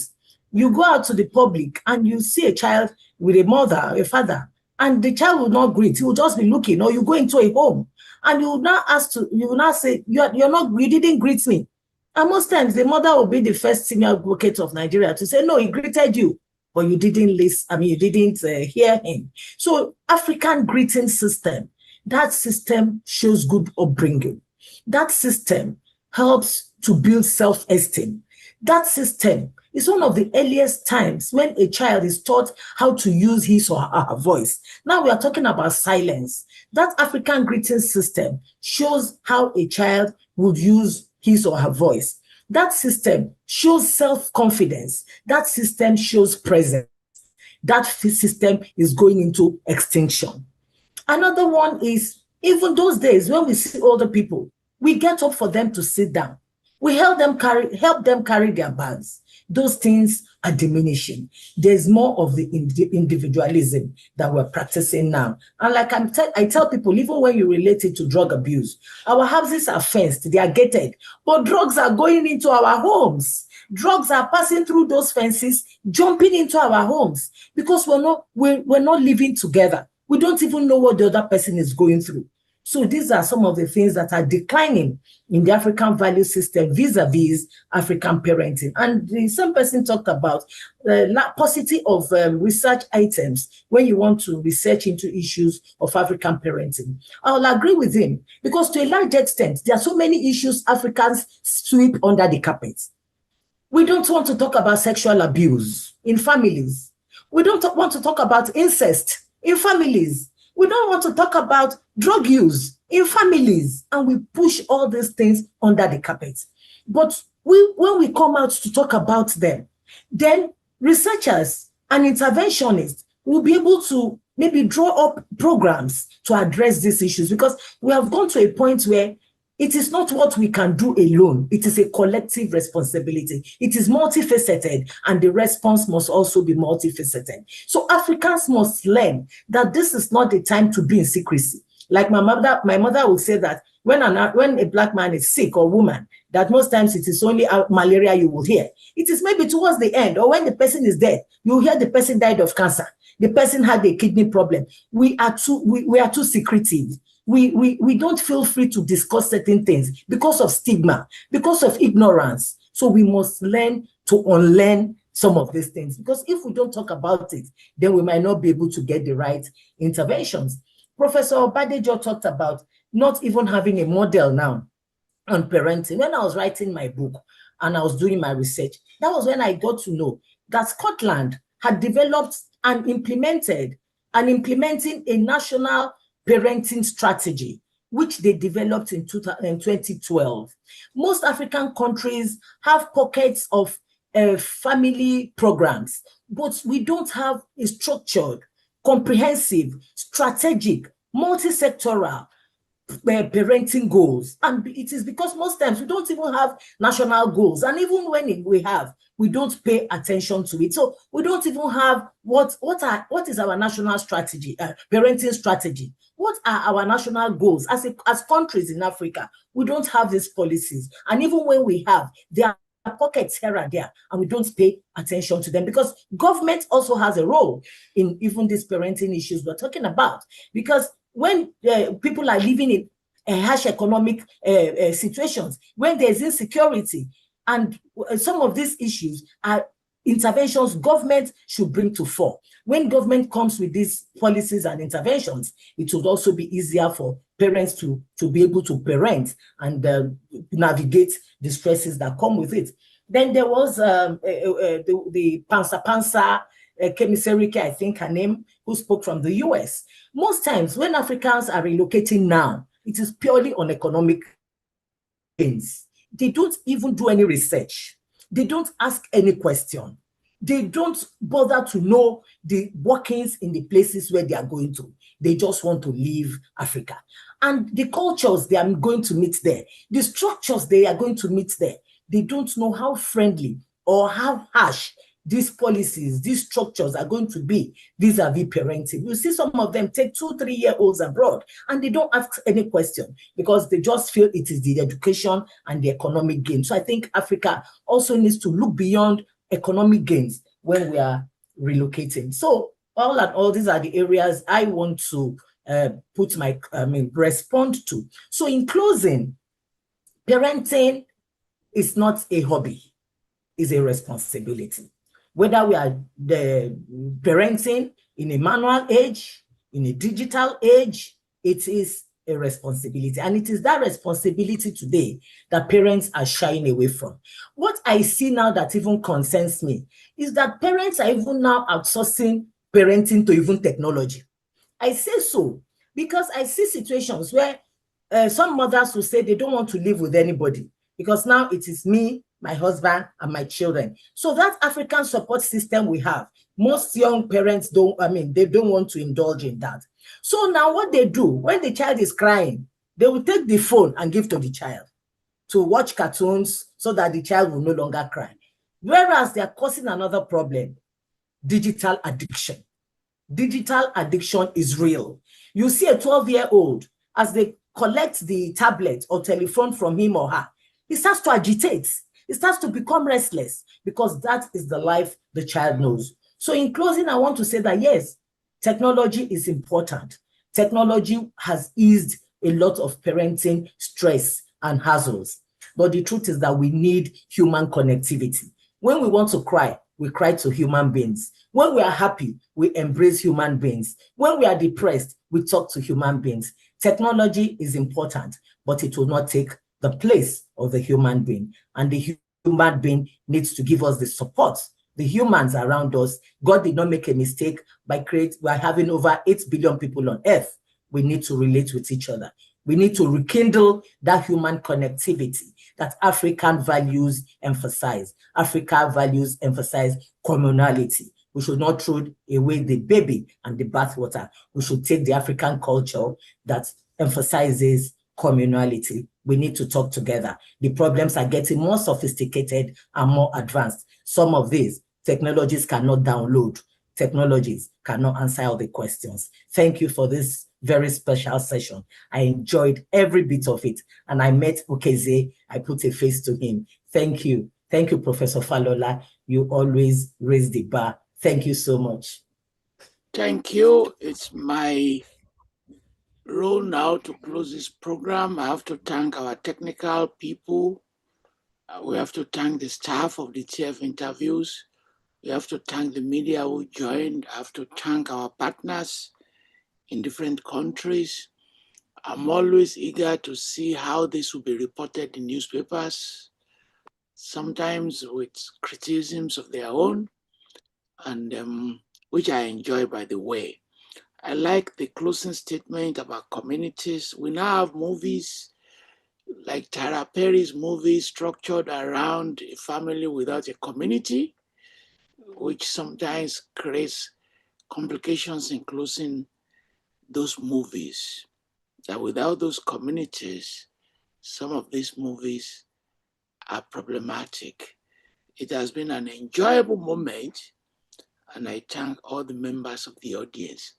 We normally close with music. For those of you who missed the music before we started the program, you can join. What happens next? Within 5 minutes, we will release the transcript to the entire world. We no longer can edit them. We don't edit them. And the transcript you can share with your friends. As the days continue, more and more people will watch the program on YouTube and various channels. Thank you for hitting our call, and we look forward to calling you again. And if you have any idea you want us to run, please don't hesitate to contact